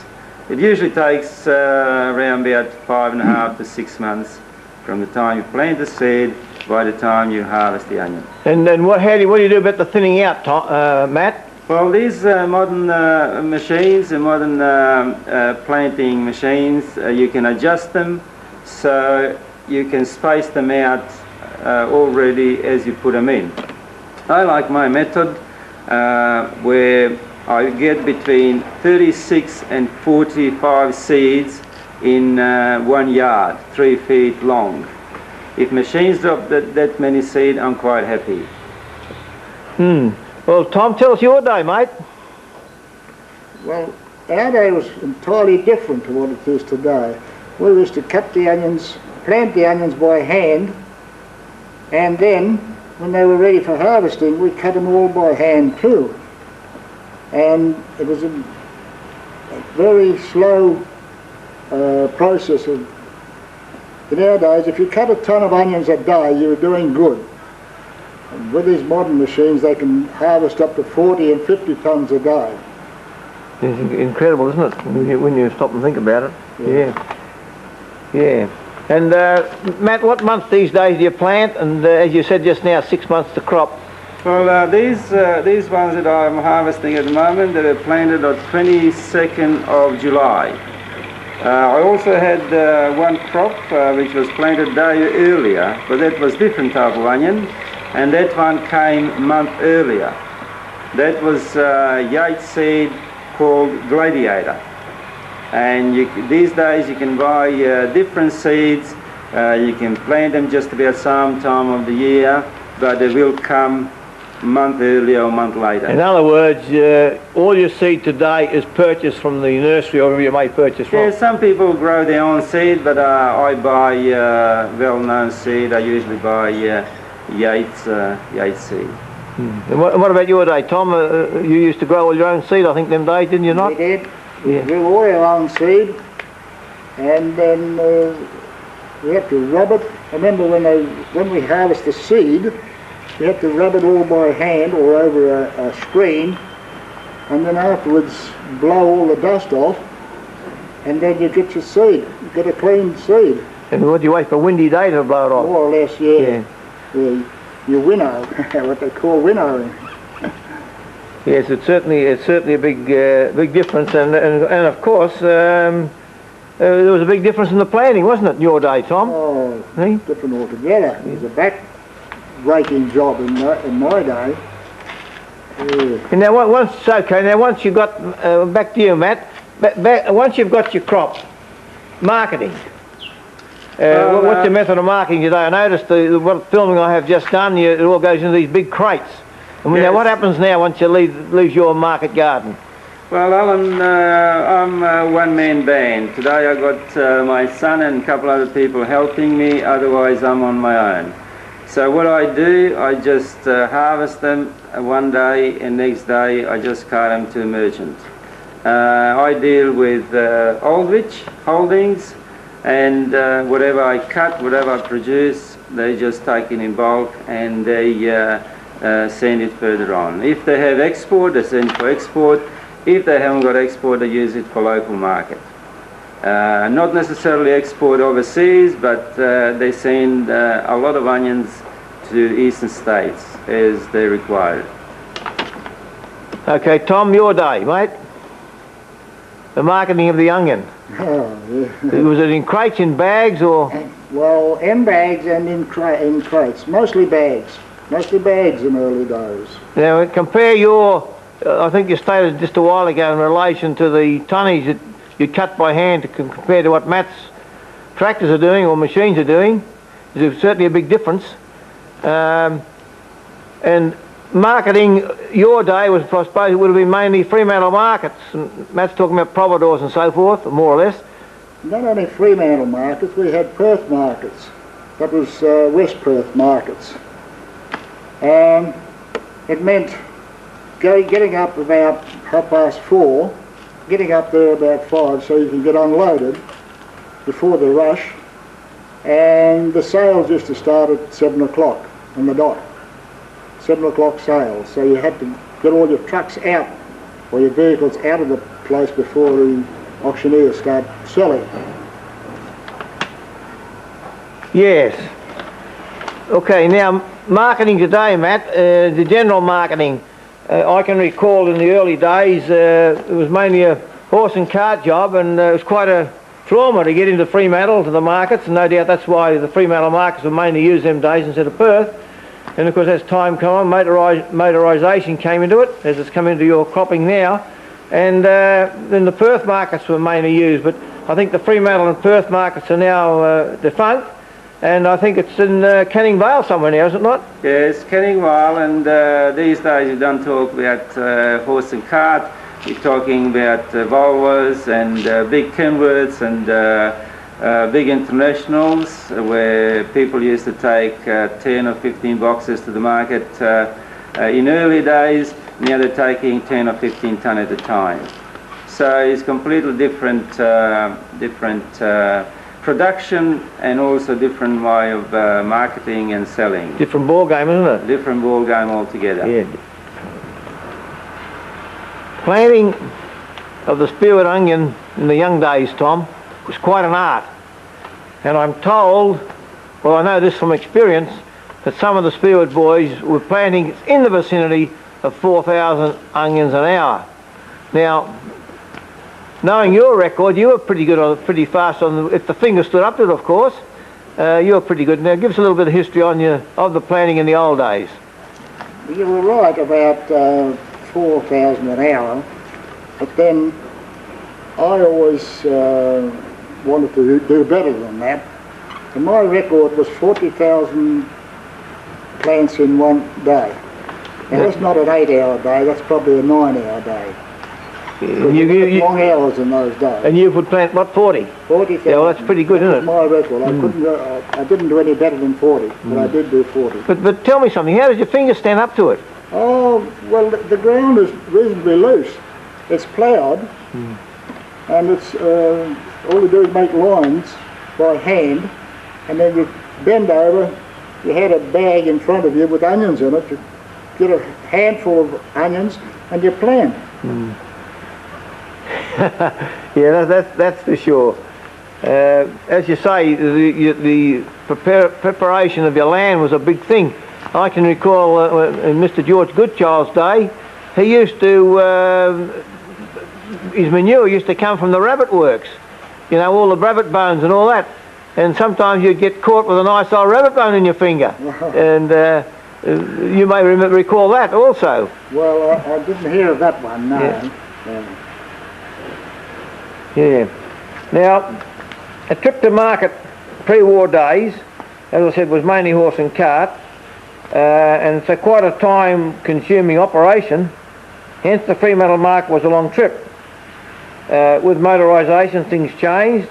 3 to 4 a.m. mornings in the markets, and evidently in 1998, Matt, that's changed again, because as you say, you have so many tonnes you just take up during the day, and that's it. Yes, yes, Alan, and I think the whole marketing system has changed, and where in Westport used to be you pay so much commission to sell your produce, but now Canning Vale is completely different. There's no auction, so I don't know how that system works because I don't deal with them, but there's a lot of people who are not very happy with this system of selling produce up there now. So things are changing, but not necessarily for better. And where are the onions going? Are they still going pretty well all over the world, or mainly the Asian market, or a big percentage? Well, we lost most of the export market to Asia and Europe, but still a good deal of it is going over there. We can't compete with other bigger growing states like Tassie, and I believe New Zealand is sending a lot of onions to Japan, and they have different system over there with Japanese markets. They say, right, you take our dairy produce and whatever will buy your cars, where system in Australia doesn't work like that. When I was in New Zealand 3 years ago, they had lots of onions over there, and all the onions were pre-sold before they even got out of the ground. And we sometimes have thousands of tons of onions, and sometimes we dump them. We don't know what to do with them. So, yeah, people could, if they're big growers, people could change the system of selling and seek their own exports and deal direct with exporters overseas. There's no board as it used to be once, so it's free market. If you can get your buy overseas, you're quite free to send it as long as the stuff is good. Do you think that will eventuate with the potatoes? There's a bit of controversy on at the present moment with the potato board, isn't there? Or has there always been? Well, with potato, I used to be a potato grower myself, and as far as I can see, potato board in that respect works well, because where you're controlling production and sale, it can be quite successful. Where with onions, when you had onion board, they were only controlling sale, not the production. With potato board, I think for smaller grower, potato board is still still the answer. Who wants to get rid of potato board is some of big growers. Those big growers who think they can control and have monopoly of growing and also selling, where smaller grower just can't compete with them these days. As you can see, there's very few growers left in Spearwood. They're all moving to bigger plots down Harvey, Pemberton and Manjimup and elsewhere, because there's not much good land left in Spearwood. It's certainly going fast, isn't it? Yeah.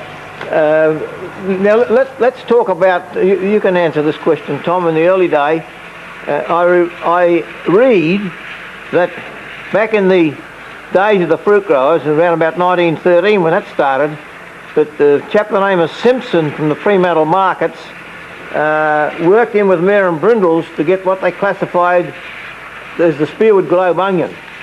And no doubt, talking to Matt yesterday, that has changed now to other types of onions. So you fill me in on the Spearwood Globe days, and then I'll ask Matt about the modern type of onion. Well, in our days, we had what we call the Spearwood Globe, and we didn't have many other varieties. Almost everybody grew one variety, which was called Spearwood Globe. Now that Spearwood Globe was an onion that would not keep, because the skin used to peel off quite early. So you couldn't keep it more than a month or so, and then it started to deteriorate. But today, I believe the onions that they have on the market today, and the ones that are produced, will last 6 to 8 months. It's a big difference, isn't it? Very good. Can you answer that one, Matt? Yeah, that's quite true. Alan, today with modern seeds and modern technology, they have developed a type of onions which is in a cream gold variety. So there's different types of cream gold onions, and that's very good keeper, very good shape, very good colour, and also it's a long-lasting onion. And also that onion is suitable for mechanical harvesting, where Spearwood Brown early one, if you put them through the harvester like we do today, they wouldn't last even a month. No, because they get bashed about. Bruised, yeah. They get bruised. Where today's onion, they're hardy, sometimes they're as hard as a rock, and they can stand a bit of punishing. Now, Matt, sorry, Matt. Also, that's the onion that European market, when they were exporting to Europe, they were demanding it. Mm-hmm. But if you ask me, would you like to eat this cream gold? On a barbecue, yes. Cooking, yes. But if you want it for salad, no, no, no. Spearwood Brown is still the best one if you want it for salad. And that no doubt, who did the experiments with all that? Was it Agriculture Department or? No, I think Agriculture Department didn't have very much to do with developing this type of onion. I think it was any cream gold originated from New Zealand. And I believe New Zealand is the leader in cream gold varieties. Then Dutch took it over, as far as I know, and it's been developed even further, and we're getting different varieties all the time, and they're getting better and better. Well, that's good for the consumer anyhow, isn't it? Well, it's a good-looking onion, and that's what people like these days. Not necessarily the taste, they go more for appearance. And if the onion looks good, it's worth buying it. Yeah, that's correct, because let's face it, onion's used for nearly everything, isn't it, in the cooking? Yeah. We found that in certain sections of even America a few years ago. A lot of the places you saw didn't seem to get onion in your meal, so perhaps they need to take a leaf out of some of the New Zealanders' book then. And how did you find the general growth of it and so forth, the handling of it all in New Zealand? Pretty top of the wazzer? They have different climate where why the onion is well known, also Tasmanian onion, because they haven't got severe summers. When we have very hot summer over here, onion might look good, but in actual fact it could be slightly sunburned. And when it gets sunburned, the second or third skin gets indentation. We might not notice it straight away, but as the time goes on, within a couple of months, it starts to develop that black muck there, and that will speed the process that onions will go off quicker. When New Zealand and Tassie, their summers aren't so severe, so they can dig their onions any time in the summer and just leave them on the ground to mature, and they mature quite well, and that's why they keep a lot better. Yeah, well, I think we've just about covered most things. Can you either you think of anything you'd like to bring up of the young onion stories, in other words? Well, not at the moment. Not at the I moment? think we've just about covered everything. No, I think for the benefit of the people that will enjoy this tape, knowing all about the Spearwood onion. After all said and done, there's been thousands and thousands of tonnes grown in Spearwood over the years, isn't it? Well, one good thing I would say, we're producing more, so your people out there eat more, so we can feed you better, and so we can sell you more onions. You know, one little point that I want to ask both of you, Matt, tell me when you came to Australia and a little bit of your story. Well, I came out here as a little boy. I was only 15 and a half years old back in 1959, and I was taken more or less away from my parents. Not taken, but you know, I decided to leave my parents at that early age, and I came to Spearwood, where I spent the rest of my life in Spearwood just about, and I had great pleasure meeting you, Mr. Beale, through Spearwood Rovers Soccer Club, maybe as early as 1960. And we've been good mates ever since, That's right. That's for sure. Come on, Tom, I know you've got a bit of history. Well, yes. I was born on the golf fields, actually. I was only 8 weeks old. My parents brought me down to Spearwood, and I've been here since. So that's a lot of years. Nearly 82. 81 3/4. Well, you've certainly seen some changes in Spearwood. Oh, I certainly have. The housing has pushed all the small market gardens out, and they've gone down south on the big acreage. My young nephew is growing 60 tonne. He told me he'd be growing 60 tonne of onions this year. Well, 6,000 tonne. No, 600. 600 tonne. 600 tonne, Yeah. sorry. 600 tonne, he told me. Yeah. But he's got a lot of ground down there with modern irrigation and everything. And like Matt was saying, we used to cart 10 or 12 bags to the market in a horse and cart. He can cart about 25 tonnes in one of his trucks. That's right. He's got a big Mack, modern Mack. He can cart 25 tonnes. But haven't we all been lucky throughout this area and through our southwest too? Water.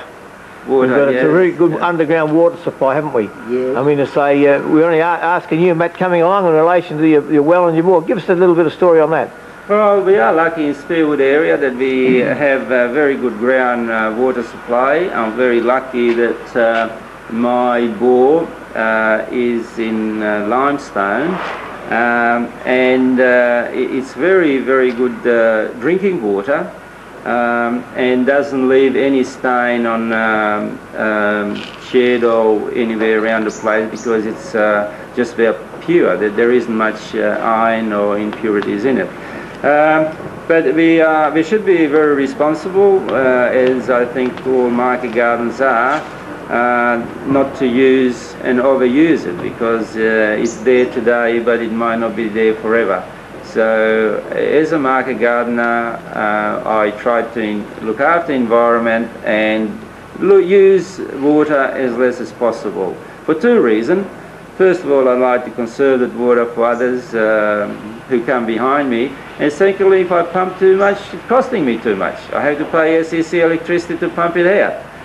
So I have to be careful in both ways. And you are what were you saying, 30 feet in the old terms of water? Yeah, I have, well, I was hoping to get open water, but when I was going through the rock, but when I got to the level of water, I ended up in a sand pocket, so I couldn't go anymore, so I had to get driller out here. and he put spear down. The spear is, or screen, is 30 feet plus 30 feet of casing. So I'm drawing water from 60 feet below the surface of the water, plus 32 feet to the level of water, so that makes it to about 90 odd feet. And that's a 6-inch casing, I think you said. That's 6-inch casing, yeah. And 5-inch screen, stone and steel screen. Yeah, that's very good. Tom, no doubt in your day, you've worked on the wells. I dug a few, and I helped to dig a few, and along Rockingham Road, it's limestone, and you only went down some places 10, 12, 15, 20 feet, and you dug a well.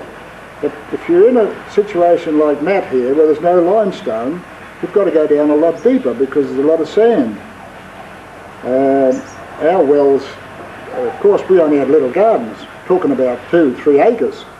Today they have 20 acres and 30 acres in one area, 40 acres. So you need a lot more water. We could supply our garden with a 10 horsepower motor and a 2-inch centrifugal pump, whereas today it needs a lot more power, a lot more electricity and a lot more expense to water the big acreage that they have today. Yeah, what would yours be, Matt? Well, I have only 15 horsepower, and it's 2.5 inch stalker centrifugal pump. And for my area that is here, I only have 6 acres, including the house and the shed. So with 6 shifts, I can water the whole lot. That's 3 hours watering every day. So that has been my problem. System that I got here is probably, it's not up to date, but this was the best that was put out, say 30 years ago when I did develop this land as a market garden. Where on today's terms, this would be probably superseded. And do you think that, I noticed coming in there was a for sale sign. Now, do you think it's only going to be a matter of time before this is all going to be urban? Well, yes, I hope I can sell. I already subdivided on 1 acre lots, and I'm not spring chicken anymore, so I've done my bit in the garden. Kids are growing up and bigger, and I think it's time for me to give up, because on a small area like I have here now, as I said before, we just can't compete with the bigger boys who have 50 or 200 acres or more. Yeah, well, I think we've pretty well covered everything, have we not? I think we do, I think we could keep on talking all day. Oh, you could, yes. But so what I would like to do is thank you very much, Matt, for allowing me to come and interview you, and the same with you, Tom. Thank you very much for coming down with me this morning, and I think that this tape will turn out quite good, and it could be beneficial to a lot of people. Let's hope so. Thank you very much. But once again, Matt, thank you, and to you, Tom, also, thank you very much. You're welcome, man. Any information that I can get to anybody, I certainly would. Yeah, well, you've played a big part over the years, Tom, with the fruit growers. You was the president for many years, and you've done a good job. So, thank you, Tom. Thank you, Matt. Thank you. God bless. There goes Matt. He's got to go back now and carry on with the work that we pulled him away from.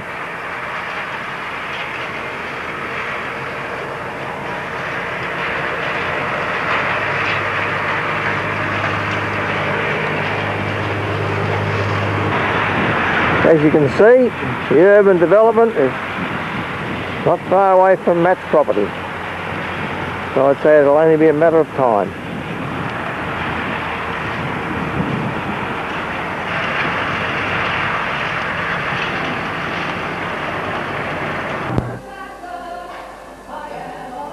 Whilst we're looking at the scenes of today's Fremantle markets and its surrounds, let me tell you about the system in its early days.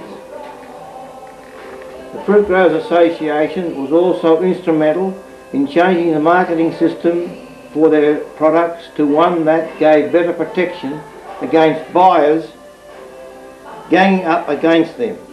From the time of the opening of the Fremantle markets in 1898 until 1914, the system of marketing produce did not change and usually operated to the growers' disadvantage. A typical early morning at the Fremantle markets in 1913 would find 40 to 50 growers, carts and wagons drawn up into the spacious angles marked out on the floor, loaded with every variety of fruit and vegetables.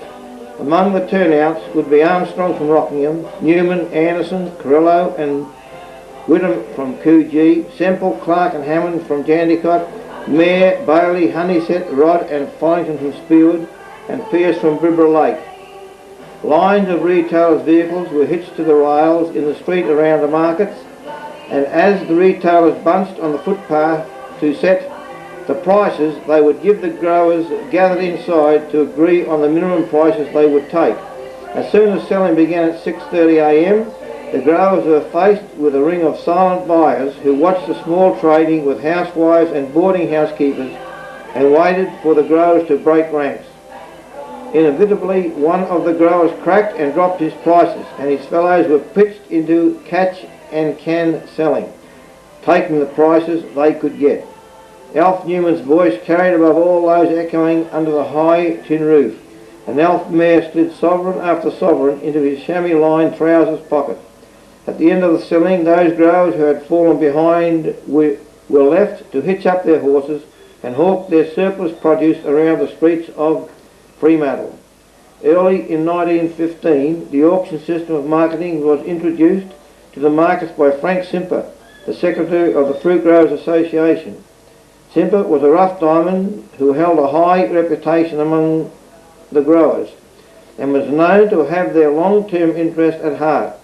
He had worked closely with Mayer and Brindles, whose property you will see later, to develop the Spearwood Globe onion from Spanish plants, and was instrumental in arranging the carting of straw manure from northwest cattle boats to Spearwood when local manures were in short supply. From 1915 onwards, produce was auctioned by Simper at the Fremantle markets, and the district growers began to get a fair return for their labours. Fremantle markets today, as you can see, it is a true markets. As the markets today, as will be discussed with Matt and Tom, today are at Canning Vale.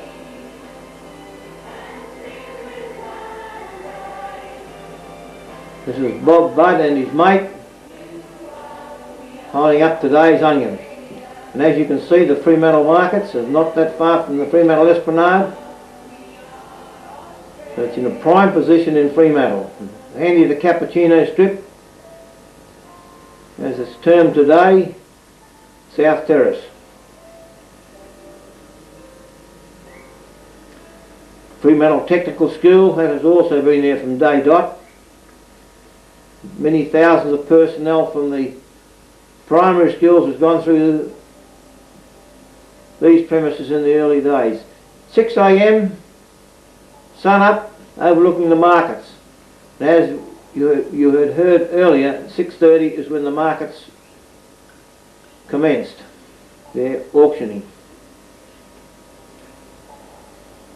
As you can see, the gates are shut. This film has been taken at 6 o'clock and they're not open until 9. No doubt the old Norfolk Hotel, that could tell a story or two of the growers and the market personnel. No doubt visited the Norfolk Hotel quite often.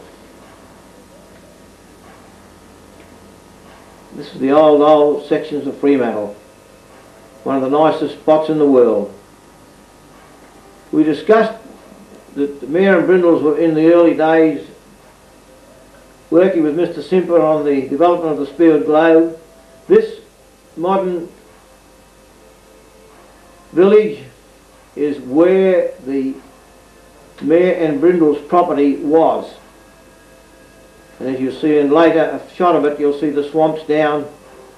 As you can see, there's a swamp down there. You'll see that in a later shot back in 1912.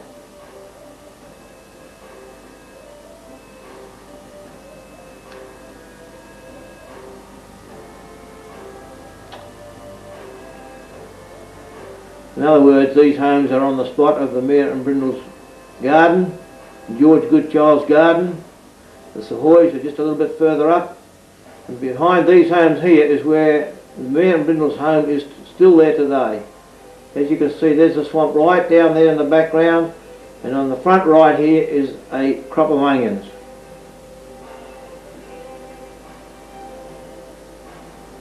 Mayor and Brindle's place, Spearwood, 1912.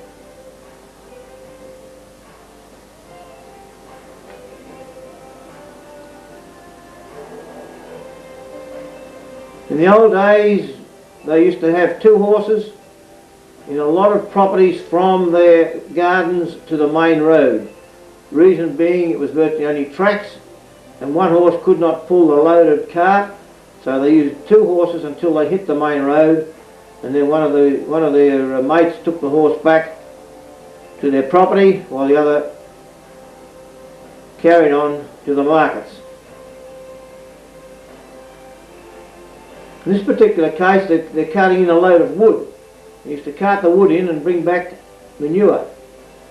The old horse and plough, as you can see, that is basically on the edge of the swamp, which today is being filled in by thousands and thousands of cubic metres of soil for urban development. What a shame. What a shame.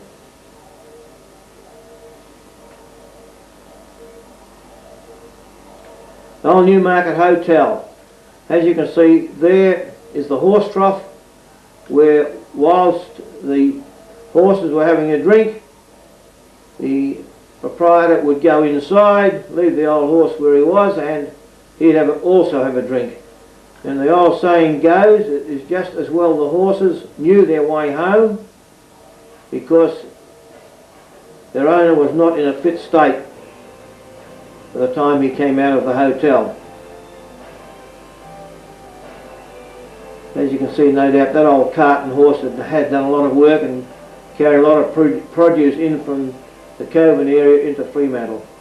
The old lady sitting in the sulky is the proprietor's wife, and the gentleman in the waistcoat is the proprietor.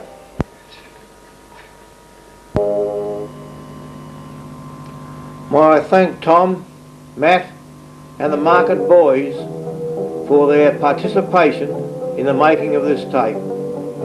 God bless. On the video of the new style machine-wise planting onions. I have with me here Norman Bishop. Now Norm's been planting onions for most of his life, and Norm will give us a procedure and just how they used to do it in the early days. Now Norm, you've got for the purpose of this exercise, you've got your onions in a ice cream container. What was the old style? In the old days, we always used to scavenge around and get the square old kerosene tin, which was ideal. They were about 18 inches high, and they held a lot of plants. And, well, they were square, and it was much easier to handle, and, well, we used the old kerosene tin for everything. There was no plastic. You said the right thing there. They used them for everything. Yeah. They did, that's correct. And what about, I think some of them I used to see years ago, they used to have a sugar bag cut down to put their onions in the plant. Yeah, some had a sugar bag around their waist, and they used to put the onions in there. Quite a few did it. I never ever tried it, but I thought as you moved, the onions used to get mixed up. They'd get out of line, and they were harder to handle. But I know a few did, but I never ever tried that idea. Yeah. Anyhow, we're going to have a look at Norm. He's going to show us how they used to do it in the old days. Just hold a few up, Norm, and just give us an idea. They're more or less top and tail, are they not? These are pulled out of the ground, and the roots are cut off, and the tops are cut off. And they go in the ground, and they go backwards for a while. I've got a few up there that have been in a week. They go backwards, and then all of a sudden they shoot out from the middle, and off they go. They take off. And I've been planting onions since I was 12 years old. Gardens you're 21 Spearwood. now. And I've grown onions here on this block every year since I was 14 for the house. At this stage, this is only for our house use, but we still love our old Spearwood onions. That's for sure. Anyhow, Norm, you can give us a demonstration on how they planted in the old days. Yeah, and I won't be as fast as I used to be. Oh, don't worry about that, Norm. Norm's got his handful of onions ready to plant. Right, off you go. As you can see, I just pushed in with a finger. You can see the reason why in the heyday these boys used to plant thousands and thousands an hour. Anything between 4,000 and 6,000 an hour. You want the ground nice and soft. That would be the secret of it, Norm, wouldn't it? I mean, I'm slow in these days, but it used to be fast. Well, you're not going too bad. Now, how long are they normally before you pull them, Norm? These should be ready early November. November. These are classed as the early onions. In the old days we used to have early and late, but now there's late and quite a few. Are they a fairly carefree crop, what I mean by spraying and all that? Yeah, it's not too bad. Just spray a little bit now these days for mildew. But yeah, it's quite good.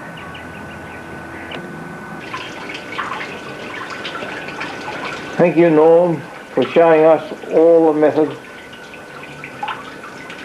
of onion planting in the early days. Spearwood was noted for its onion production.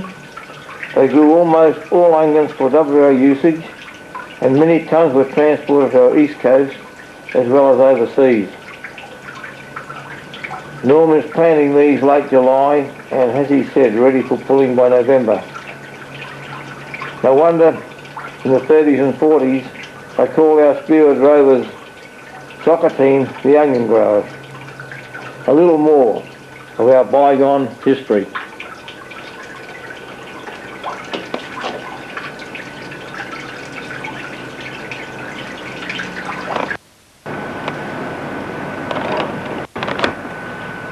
Well, to follow on from our previous picture of Norm planting, which is a few weeks back, maybe about 12, you think, Norm? About 12 weeks, 12 weeks. You're About 3 months. You said that you'd be pulling them in November, so here it is, mid-November, and you're pulling them. So let's have a look at you pulling them, Norm. Well, this is, about 12 weeks later, and this is the, we saw the young plants going in, and this is the result.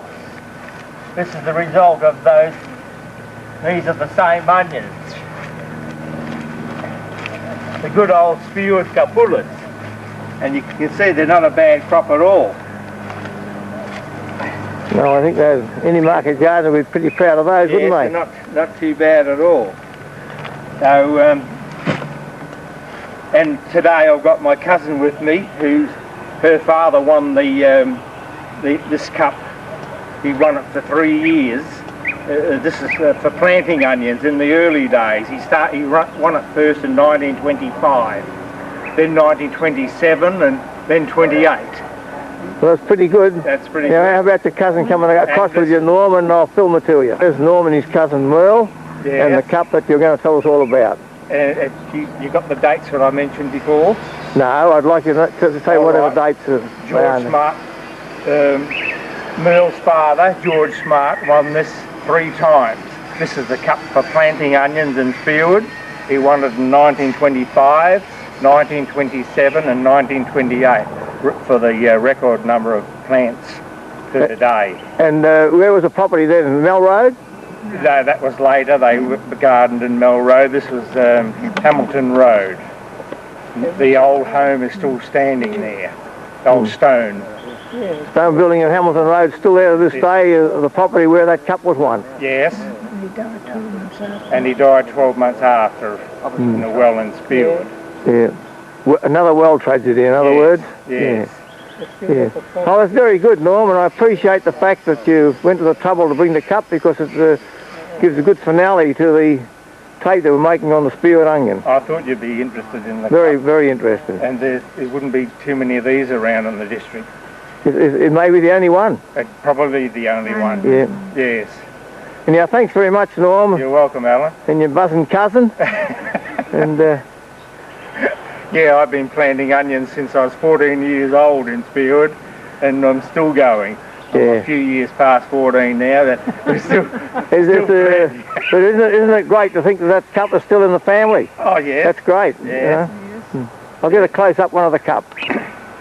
Possibly the only cup that's still around that was won by the quality of the Spearwood onion.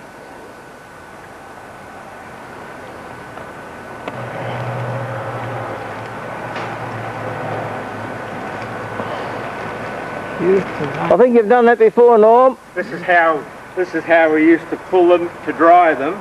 We'd start off and cover them like so. The leaves would cover the next lot, and we'd let them dry, and then we'd come and... It's best to dry those off before you take oh, the no, tops you're off. just going to eat them, but I'm talking about for market.